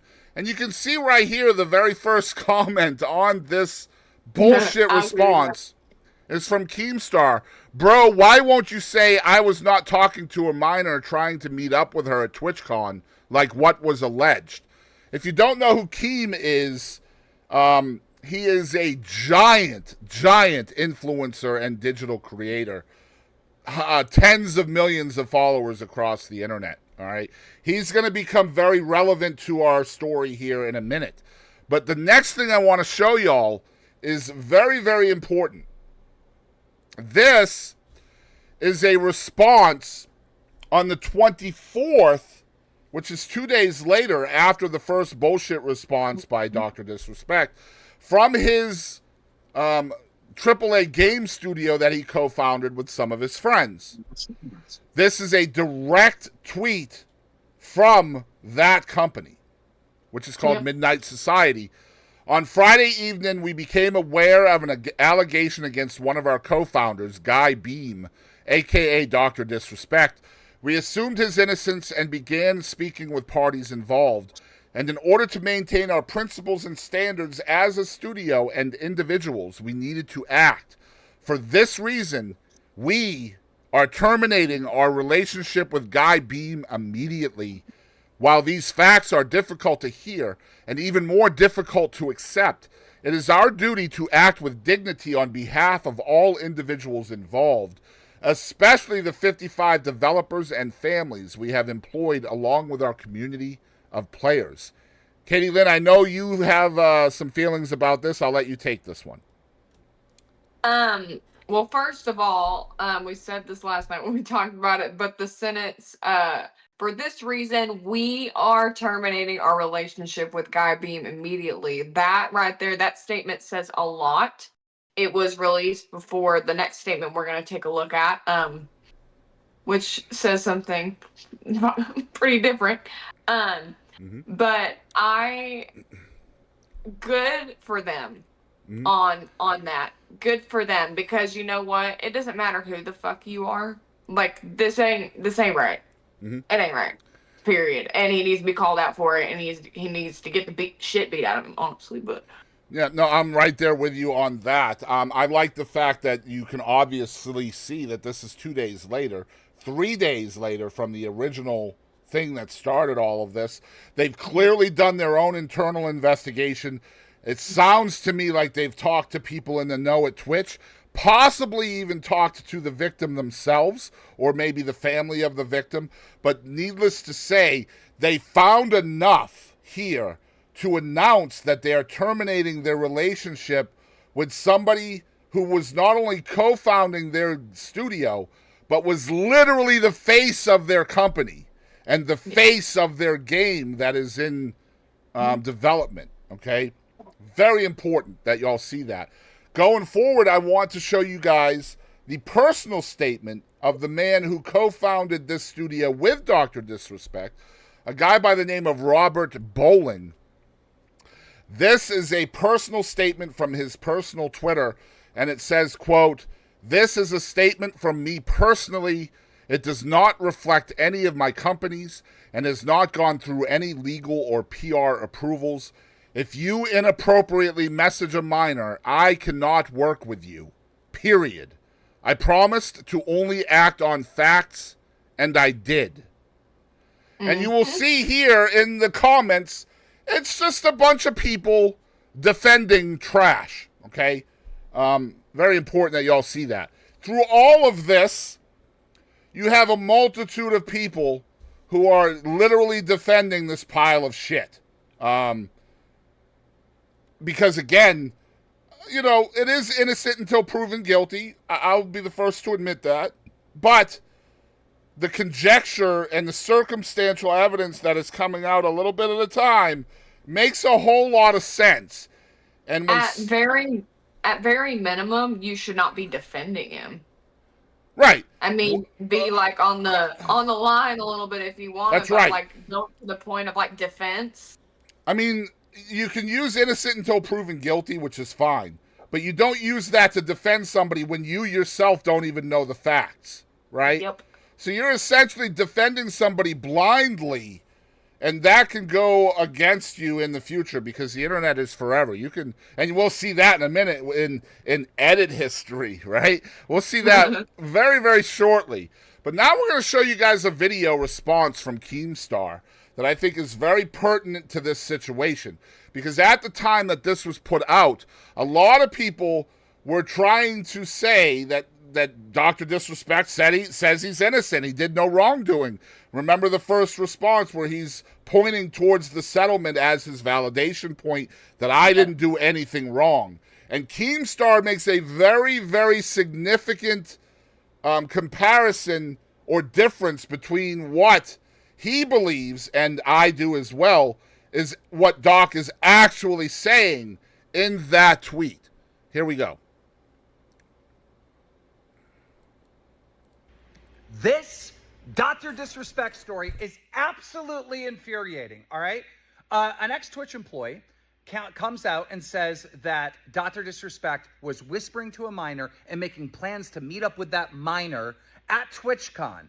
And that's why he was banned from Twitch. And then went on to say that he's a piece of shit and his friends are a piece of shit and all that. Dr. Disrespect responds by saying, hey, look, I was found to have done nothing wrong. I did nothing wrong, all right? He comes out with another statement. I did nothing wrong. Dr. Disrespect is not responding to the allegation. The allegation is that he whispered and tried to make plans to meet up with a minor at TwitchCon. That is the allegation from the ex-Twitch employee. He's not responding to that. When he's saying, I did nothing wrong, he's referring to the settlement. He did a settlement with Twitch after suing Twitch, and Twitch countersued him, I believe, and they settled out of court agreeing with mutual statements that both parties did nothing wrong. That's a lawsuit. That doesn't represent what actually took place at all. Doc isn't responding to the actual allegation. All he's saying is, I did nothing wrong. We would have to have some type of definition from Dr. Disrespect. What do you mean by wrong? Is messaging a minor wrong? All right? Is like, you would have to, like, do you see how many layers in the legal mumble bumbo and jumbo that's happening here? He's not responding to the actual allegation. And all these people online are like, look, Doc's innocent. See, he said he did nothing wrong. He's talking about the fucking settlement. He's talking about the goddamn settlement with Twitch. He's not actually responding to what is being alleged. God, this is infuriating. It's so infuriating. Doc, give a real response to the allegations. And so that's Keemstar, and he has very good points there. Very good points, because we're going to talk about that in a little while from another video that is also pertinent to this stuff from another leader in the community, Ninja. The fact of the matter is, if you settle out of court with somebody, it's because there are things you don't want people to know. Yep. It means that some wrong was done. Period. Yep. You don't settle. Go ahead. Crash control. Yes. Yes. You don't settle if you're in the right. You just don't. If you have a good case and you know you're going to win, you don't settle. You don't sign an NDA. You don't sign confidentiality agreements. If you are pristine, there's no reason to do any of that. The word settlement in itself means that you did something wrong. Yep. Period. So let's move on, because now we finally get an actual response by the piece of trash in question. And this is where things get fun. For those of you out there that may know about the show To Catch a Predator, I want you guys to keep that in mind, the verbiage that is used on To Catch a Predator by the predators when they're caught. We have a predator right here who has been caught, and here is his response. Chris Hansen approved. Yes. This was posted on June 25th. This is great. I hate that I have to read this again, man. This fucking thing just makes me sick, man. The Twitch ban. Hello. I'd like to make a quick statement. Let's cut the fucking bullshit. As you know, there's no filter with me. Firstly, let's stop right there. There's no filter with the guy wearing a wig, sunglasses, and a Super Mario outfit cosplaying on the internet for the last 12 years. There's absolutely no filter from him, and he's always kept it real with y'all. I've always been upfront and real with you guys on anything that I can be upfront about. And I'm always willing to accept responsibility, which is why I'm here now. Wait, why I'm here now? Shut the fuck up. First and foremost, I do want to apologize to everyone in my community, as well as those close to me, my team, and everyone at Midnight Society Game Studio. As we read through this, I want you guys to try to figure out who he's not apologizing to, all right? A lot of people have been left in the dark about what happened yesterday with Midnight Society and I, and we made the painful decision collectively to have me step down.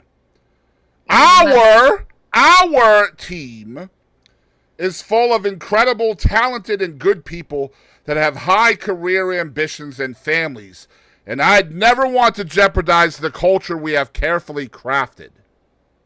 Bullshit. So right here, he is trying to say I would never do anything, ever. And I'm such a good human being that I thought of all of these families, and I decided that I would step down. And my friends at the game studio collectively agreed with me. When his friends at the studio, literally 3 days prior to this statement, we're like, get the fuck out. They already terminated your ass, my dude. This is not a character renovation, and that's what he's trying to do. He's trying to renovate his character by showing people that he was so good of heart to step down from this position because he doesn't want to affect the families of the people involved. Shut the fuck up. God. Continuing on. Everyone has been wanting to know why I was banned from Twitch, but for reasons outside of my control, I was not allowed to say anything for the last several years. Now that 2 former Twitch employees have publicly disclosed the accusations, I can now tell you my side of the story regarding the ban. This is one of the chief mistakes that this idiot made on this statement, okay? Because he had plausible deniability by essentially just calling into question the credibility of the people that are accusing him. This is Law 101. It makes me believe that his legal team was hired by Donald Trump. I'm going to keep it real. It makes me believe that. Because this guy, all he has to do to help himself out of this is to simply call into question whether the people accusing him were actually Twitch employees or not. But instead, he sends credibility right through the internet to these people by saying, quote, now that 2 former Twitch employees have publicly disclosed the accusations. He's just given them the credibility that he could have used to deny it. Absolute idiocy. I mean, what are you doing, bro? In your edit history, this should have been the paragraph you changed. I'll keep it real. Because, like, I mean, and by him validating it, like, they could have kept the entire thing quiet. I mean, I don't know. If they weren't validated, right. If they weren't validated, they could have just been like, no. I mean, I don't know who Cody Connors is. I don't know his resume. I don't know if he's worked for Twitch or not. But now that DrDisrespect, the person who's being called into question, has said that they are former Twitch employees, now I believe that they are former Twitch employees. Because the trash literally told us they are. Thank you so much. Moving on.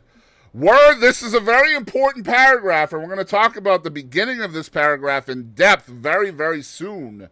So pay attention to this, ladies and gentlemen. Were there Twitch whisper messages with an individual minor back in 2017? The answer is yes. Were there real intentions behind these messages? The answer is absolutely not. Real intentions. That is to catch a predator 101.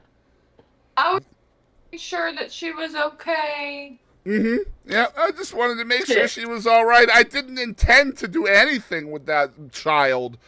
Moving on. These were casual mutual conversations that sometimes leaned too much in the direction of being inappropriate, but nothing more. Nothing illegal happened. No pictures were shared. No crimes were committed. I never even met the individual. To Catch a Predator 101, again, I never met her. I couldn't have done anything wrong. I went through a lengthy arbitration regarding a civil dispute with Twitch, and that case was resolved by a settlement. Let me be clear, it was not a criminal case against me, and no criminal charges have ever been brought against me. This is very important. Yes, this entire paragraph is so easy to... all right, first and foremost, again, trying to use the settlement to validate his fucking behavior, right? I did nothing wrong. Criminal charges were never brought. I'm fine. You can't touch me, right? Where he says nothing illegal happened. Bullshit. In the United States of America, it is illegal to have a sexual conversation with anybody under the age of 18. Period. It doesn't matter what the consent laws are wherever that minor lives. It does not matter. Why? Because the internet laws are different than your age of consent laws in your state. Well, and either way, if I'm in a different state, because like the age of consent here is 17, and say it's 18 somewhere else, it's the same thing as traveling to my state. Well, it doesn't. Honestly, it doesn't matter, Kadie, because on the internet, the age is 18. Yeah, that's what I'm saying, though. The age is 18. It is a porn law that anybody under the age of 18 is not allowed to be subjected to anything sexual in nature on the internet. Period. Right. So he has done something illegal. He has sexted a minor. And sexting a minor on the internet, regardless of their age, is illegal. Period. I don't care how you try to dress it up. It is illegal. Now, the word in this sentence that pisses me off more than any other is the word mutual. Right there. The word mutual. Now, I know there's probably going to be some parents listening or watching this broadcast. Do you want any human being, adult male, to have a mutual conversation with your child that sometimes leans too much in the direction of being inappropriate? Do you feel Go ahead. It cannot be mutual. Exactly. That's what I was about to get to. Do you feel as a parent that your child, regardless of their age, can have a mutual conversation when it comes to sex with an adult male? Mind you, the adult male is 37 years old at the time. Mm-hmm. Absolutely not. There's no such thing as mutual. Not to mention, I don't want any adult human being male having a casual relationship with my child. Period. There's no reason, even if it wasn't inappropriate, it still would be weird that they're messaging. It should not have happened, period. And we talked about that last night, and I'm not going to get into it quite as much as we did last night. But as somebody who's been a content creator, influencer, digital creator for 6 years, I've had giveaways on my channel. I've had minors that have won my giveaways on my channel. And once I found out that they were a minor, all conversations stopped, period. And that's the thing with a space on the internet. You can have your ratings. You can be rated R. You can be 18 plus. You can do all of those things that protects you as a live content creator.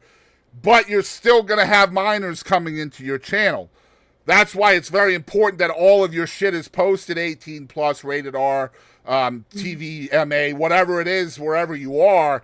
It's important that you follow those guidelines because that's when you get in trouble. The problem with this situation is a whisper is a direct message, and those are not 18 plus areas, period. Those are direct conversations with a person somewhere else on the planet, okay? Mm-hmm. And those cannot be rated. They can't be. You just can't, right? So immediately, As soon as you know that it's a minor, that should be the end, regardless of what you're talking about. As an adult, you should know better, especially this guy who's also a parent. He's also been accused of cheating on his, not accused, caught cheating on his wife in the past. Go ahead. I want to make a note on that. Like I said, I've been watching videos and shit, and someone made a funny point. Now, this is not proven. I'm not saying this is a thing. It's just it's something to think about. So, the allegations of cheating were in 2017. Was in 2017. I wonder if they were correlated. So, from what I understand, they are two separate things. Yeah. So there was a big to-do about that, and he came out in a video online when he wasn't in character where he admitted to cheating and all of this stuff. Apparently, she caught him actually cheating. This was a physical cheat. Yes. So. Okay. Anyway, getting back to the statement, I just wanted to really kind of show the response of an actual parent and how they would feel about a mutual, casual conversation with their child that sometimes leans too far into the inappropriate. Okay? Notice that the man is not saying, I didn't know how old she was. Notice he's not saying, oh, she lied to me about her age. Notice he's not saying that in his response. And try to figure out in your mind why this man would not be using that as an excuse.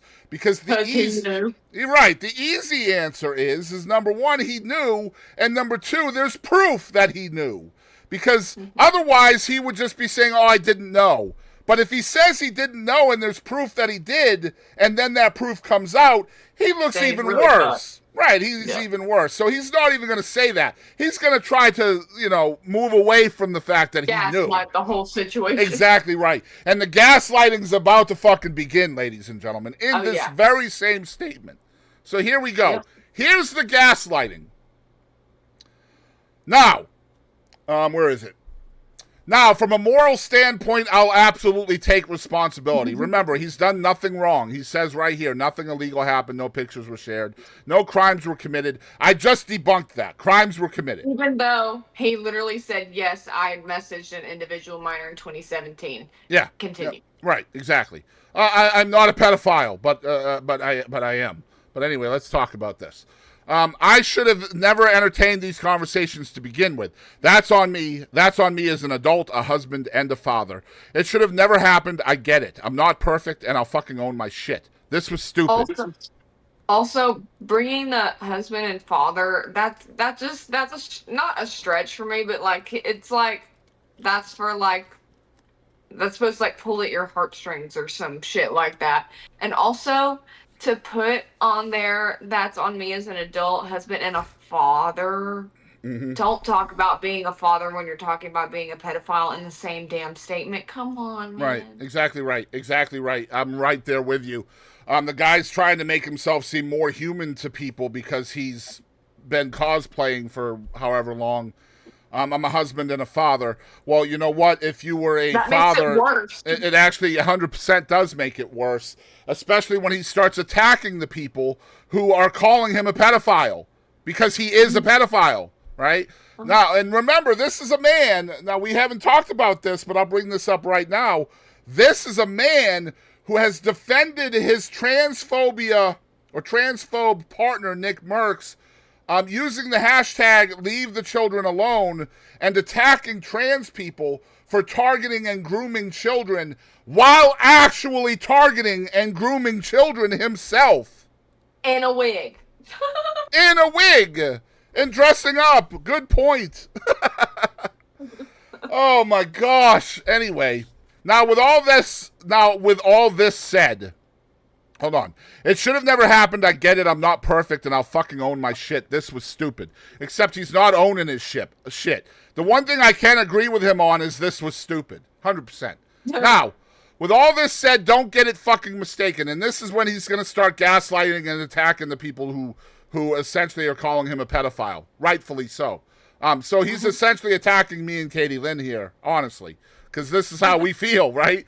Now, with all this said, don't get it fucking mistaken. I've seen all the remarks and labels being thrown around so loosely. Social media is a destruction zone. I'm no fucking predator or pedophile. Again, caught by a predator 101. Are you kidding me? Anyone that truly knows me fucking knows where I stand on those things with those types of people. Fuck that. That's a different level of disgust that I fucking hate even hearing about. Don't be labeling me as the worst of the worst with your exaggerations. Get the fuck out of here with that shit. But I think I've said... Sorry. You know what that is right there? That is called denial, for one. But if you're like separating yourself from that, you don't believe you're doing anything wrong. Mm-hmm. Even though you literally are the same. So in his brain, that's pretty fucking sick. Mm-hmm. He's like, deflecting. It's deflection. Yeah. Yeah. It's every accusation is a confession, essentially, right? Mm-hmm. That's essentially what that is. Yeah. So but I think I've said what I needed to say regarding the ban itself. That's it. That's why Twitch made the decision in 2020. To my team, community, industry friends that have supported me, I apologize. I wish I could have said all this sooner. Pause. Again, notice who he's not apologizing to. I'll get to that in a minute. You guys have always showed me and my family love and support throughout all these years. We love you guys like you can't imagine. I have the fucking best community and circle. If any of this has made you uncomfortable, I get it. You don't have to support me anymore, but just know you have always been greatly appreciated. But trust me when I say this. To all my haters that live and breathe social media with zero real-life experience, I don't give a fuck about you. First of all, let me just say, if targeting, grooming, and trying to sext a minor is a real-life experience, I'd prefer not to couple those with you, my dude. Yeah. Yeah. Finally, if you're uncomfortable with this entire statement and think I'm a piece of shit, that's fine. But I'm not fucking going anywhere. I'm not the same guy that made this mistake all those years ago. I'm taking an extended vacation with my family as mentioned on stream, and I'm coming back with a heavy weight off my shoulders. They want me to disappear. Yeah, fucking right. All right. I've changed so much since I was 37 all the way to 42. Right, exactly. Shut the fuck up. Yeah, I don't target minors anymore. I don't cheat on my wife anymore. I'm not a shitty father. I'm not a transphobe. I'm not all of those things that I've been telling you guys that I am all of these years. I'm just stupid, and I did an inappropriate thing 5 years ago that I'll never, ever do again. The question is, how many times did he not get caught, right? So let's talk about edit history. Because, again, we have an imbecile on the internet. Mind you, it's a man that has made millions of dollars on the internet and should know better about the internet. So, my dude, I want you guys to pay attention to this area right here, individual minor. This is the sentence in question. Were there Twitch whisper messages with an individual minor back in 2017? Ridiculous. Essentially, about 12 seconds after this response was posted on the internet, he made an edit to, not 12 seconds. He made an edit after posting this, and then 12 seconds after that edit, he was being called on the edit. And I'm going to show you what the edit is. Because on Twitter, a.k.a. X, they put the edit history on here for all to see. It's a beautiful thing that this imbecile probably should have known about since he makes his living on the internet, right? Check it out. Here's the edit history. And the first edit is right here. You will notice that sentence, were there Twitch whisper messages with an individual back in 2017? You will see a word is missing. Kadie Lynn, what word is missing? Minor. The most fucking important word. Minor. That's right. Minor. The word minor has been removed from this message or this response. It's the only edit that was taken in this. And you will see that down here, people are literally calling him on the edit somewhere. I don't know where it is, but it is down here, I promise you. You guys can look through the comments yourself. But there are Also, loads of people that are calling him on the edit. There was drunk Justin Timberlake down there. Yeah, I saw that. How old was that girl, Mr. Disrespect? If you guys want some entertainment, definitely come into the comment section. Now, literally 12 seconds after this edit was made, people started calling him on the edit. So 9 minutes after the edit was made, he goes back in and he edits it again right here. Here's the first edit right here. Here's the second edit right here that I'm going to show y'all. And you will see miraculously the word minor is now back in that sentence. Unbelievable, this piece of crap, right? So there you have it. There's the 2 edits he made. He got called on it. He put the word back in, hoping nobody would notice. But this is the internet. This is literally people's thing, right? Like, this is what people do. They find shit like this. But we're not done with this, right? So I want to show you guys a couple of videos of his closest friends that he has played and partnered with over the years. Also, huge content creator names and digital creator names and influencers. One is a guy by the name of Nick Merckx, who is the transphobe that I was talking about earlier, who has subsequently been banned from Twitch as well for using a transphobic slur. Couldn't have happened to a nicer guy. This is the guy that thinks that trans people are after our children, when it's really his best friend that is after our children. And here is the video that he made over this response from his boy, Dr. Disrespect. Oh, checking in. I'm seeing everything on Twitter, and I read through Doc's tweet, and in that very tweet, he basically confirms that, you know, he was texting an underage girl, and it went weird sometimes, you know. And look, just to be blunt and straightforward, man, that's inexcusable. It's unacceptable, right? There's no excuse for something like that, and I can't support it. Hang on, honey. Doing this, talking to Twitter. I can't support it. I can't defend it.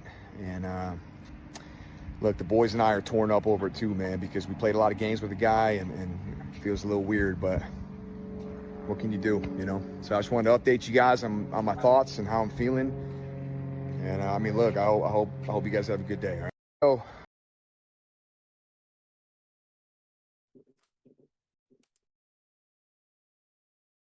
I can't hear you. Sorry.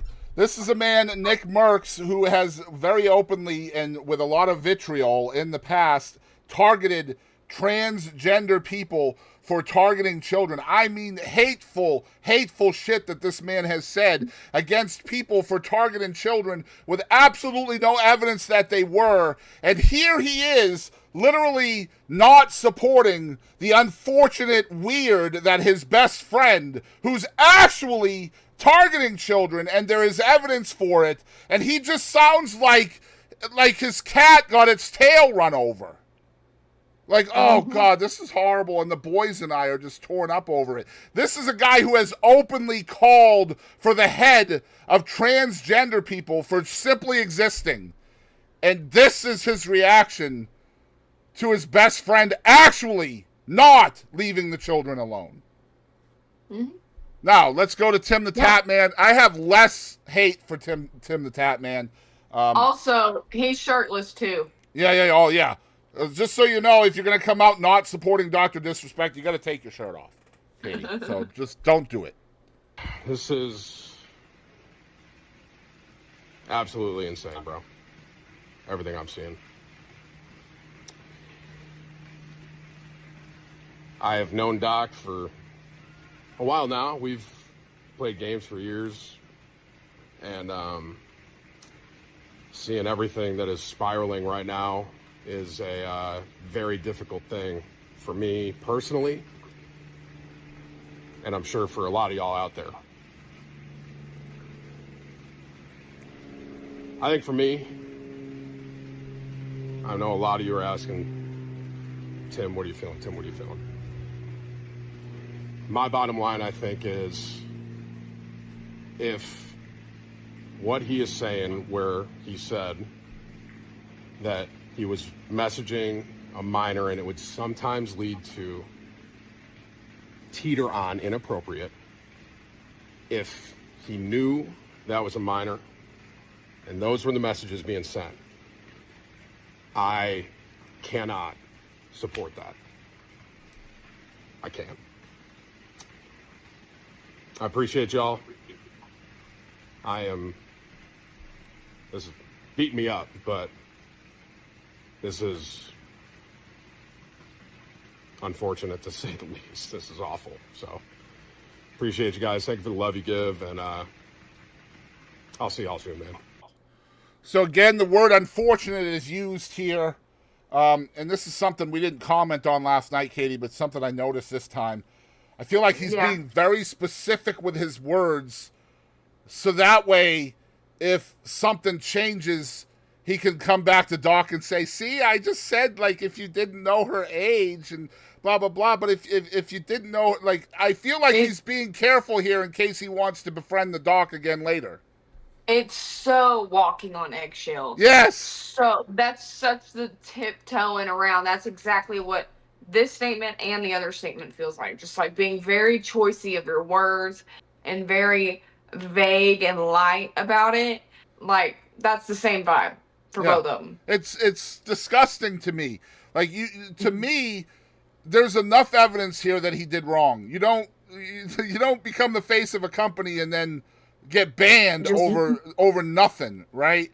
And my guess is these dudes knew long time ago what went down here. They had to have known a long time ago. Like, you don't go to your boy and say, hey, why did you get banned from Twitch? Like, and then say, oh, it's because I filmed in the bathroom or I streamed in the bathroom, which is the reason that was given back then. Like, you're close with this guy. You gotta know more than that, right? Like, these guys knew. I feel like they knew. Okay? Oh yeah. Like they've heard these excuses before. There's no way. I mean, if he didn't just come out and say it. Now, I will say, I don't know, maybe they had, I don't think that they were told. I don't think the dude was like, hey, this is what's going on. I'm sure none of that happened, but right. I'm sure they had a weird feeling. There's no way that you see all this, and like, I know they knew more than likely what was going on with the settlement. Maybe not what, like, they knew all that stuff, and probably more, I mean, more than we would. Right. Like, so, I don't know. They had to have had some kind of inkling of something that is definitely a lot worse than that. And the fact is, like, they should be coming out a lot stronger than this. I mean, at least one of these guys claims to be an advocate for kids and, openly targets the wrong group of people for targeting kids. Here's your opportunity, my dude. Here's your chance to actually advocate for children in a very solid stance. And you're literally talking like your cat got its tail run over, shirtless by the pool on a sunny afternoon. Like, no, they'd probably be crying. Yeah, I don't know, man. It doesn't probably feel have a better reaction. It doesn't feel genuine to me, and that's why I include Ninja, who you can see on your screen here. This guy, he's done some things in the past that I don't agree with, and nothing to this extent. Just some marketing things that he's done that I'm not a huge fan of. But by and large, he's been a very character-filled member of the gaming and streaming community. And I do look up to the guy, and it's good to hear his voice of reason in this situation. This is a 3-minute video. You can obviously tell that he's shell-shocked, like the other two guys are. Definitely very shell-shocked. Definitely wanting more info. But I want you guys to hear Ninja in his own words, and then we'll wrap this up. And Kadie and I will give our predictions on where we think this will go from here. But here is Ninja, who I'm sure most of you guys out there have heard of. That's been going on, not involving me, but you guys know what I'm talking about. And I just got 2 things to say, and then we're just going to move on and keep playing Fortnite. All right, number 1, anything involving a minor at all, no matter what it is, like, is not okay. It's messed up, and it's illegal, and it's It's pretty simple. So especially if you, all right, I'm not going to get too much into detail about that, but like, come on, it's a no-brainer, right? That's number one. And number two, with the whole doc situation and just what's been released these last 2 days, like, here's what I'll point out for now.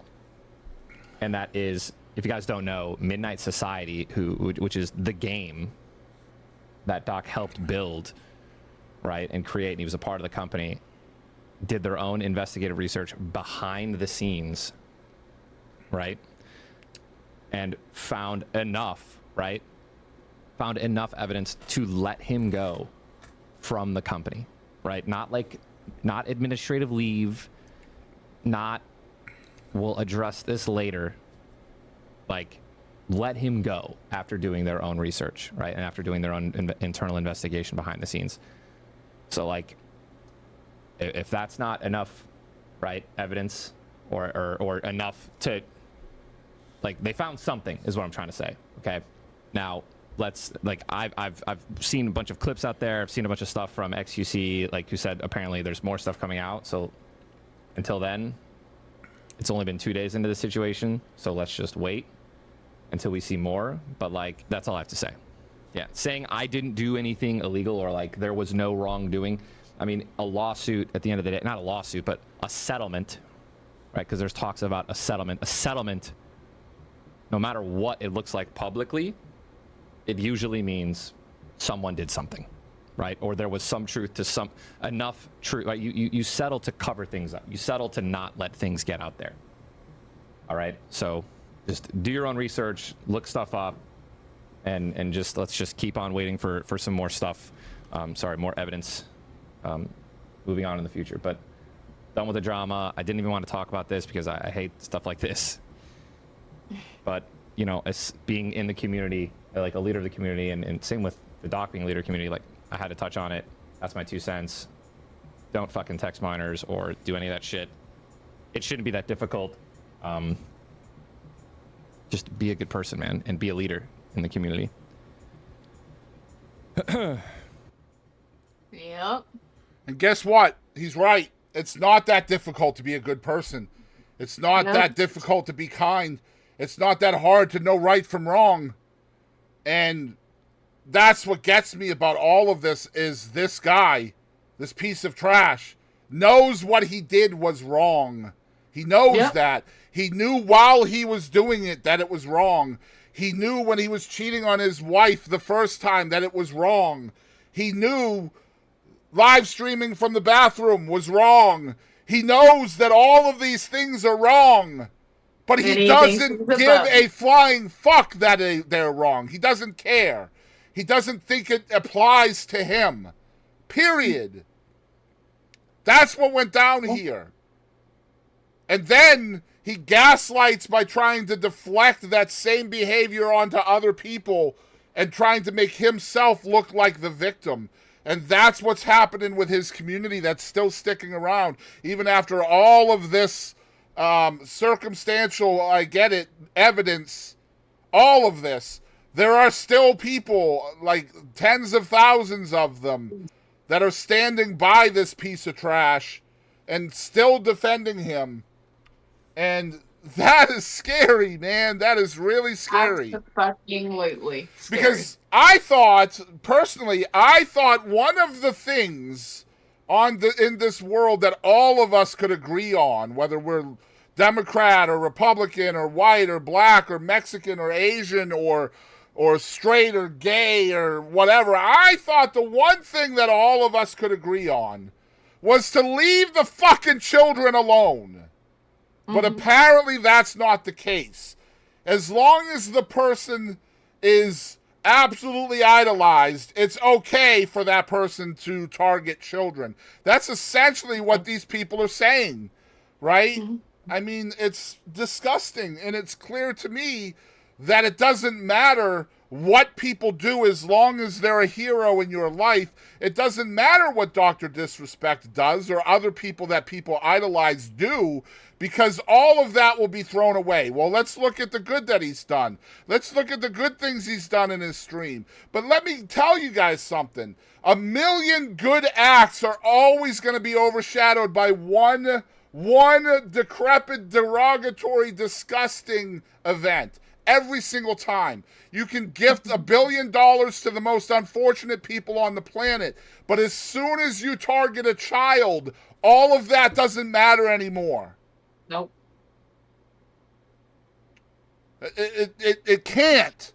It can't. That you're right. That has always been like an understanding. Like, it does not matter who the fuck you are. If you're a predator, I mean, no one wants shit to do with you. I mean, look what happens when you go to prison. But like, even like the worst of the worst, like, think you're the worst. You know, like, and the fact that, and we see it with everybody, any celebrity, any, you know, A-lister, whatever, that anything comes out of them. Politicians. Yeah. I don't care what he does, I'll still support him. Like, it doesn't, I just don't understand, man. Like, at some point in time, our worship of famous people has to stop. Like, at some point in time, you have to have a threshold. And some people just don't have a threshold when it comes to bad behavior. All celebrities, anyone famous, all they are successful. That's literally it. That's the only difference, is that they were able to do extra and some shit. of them aren't, to be fair. Some of them aren't successful, and it's just weird. But anyway, let's talk about future happenings or events with this situation. What do we think is going to happen, if anything, going forward? Well, I said last night, I wish they would release the receipts, and I know they can't because, you know, we don't want to out the victim or anything, but at the same time, I really, because what it's sounding pretty bad. I really wish we could just shove up somebody's faces, like these people that are defending him, like, you see, bitch, see. I really wish we could do that. I feel like it's very telling. You talk about the victim. This is something we didn't touch on earlier that I wish we had. I think it's very telling in both of these statements from the trash. The victim is not mentioned. Nope. There's no apology to her. There's no apology to the family. There's no apology to her friends, anybody that might be hurt by his actions. Because there is a victim in this. There is somebody who could be hurt by this, probably is. At the very least, her parents and family are going to have to live with this the rest of their lives. And this piece of dog doo-doo just didn't even bother to mention that in any of his statements. So just to say that, hypothetically, instead of attacking people and gaslighting people and taking credit for himself leaving the company for the good of the people that work for the company, if instead of that he decided to apologize to the victim, would that change anything for you, Kadie? It would definitely have a different look.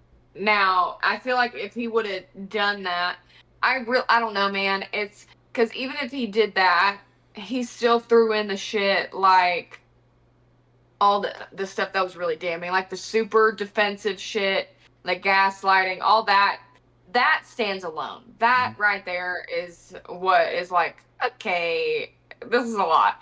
But take all that out, add in an apology. I mean, I feel like it would be more up for debate, you know.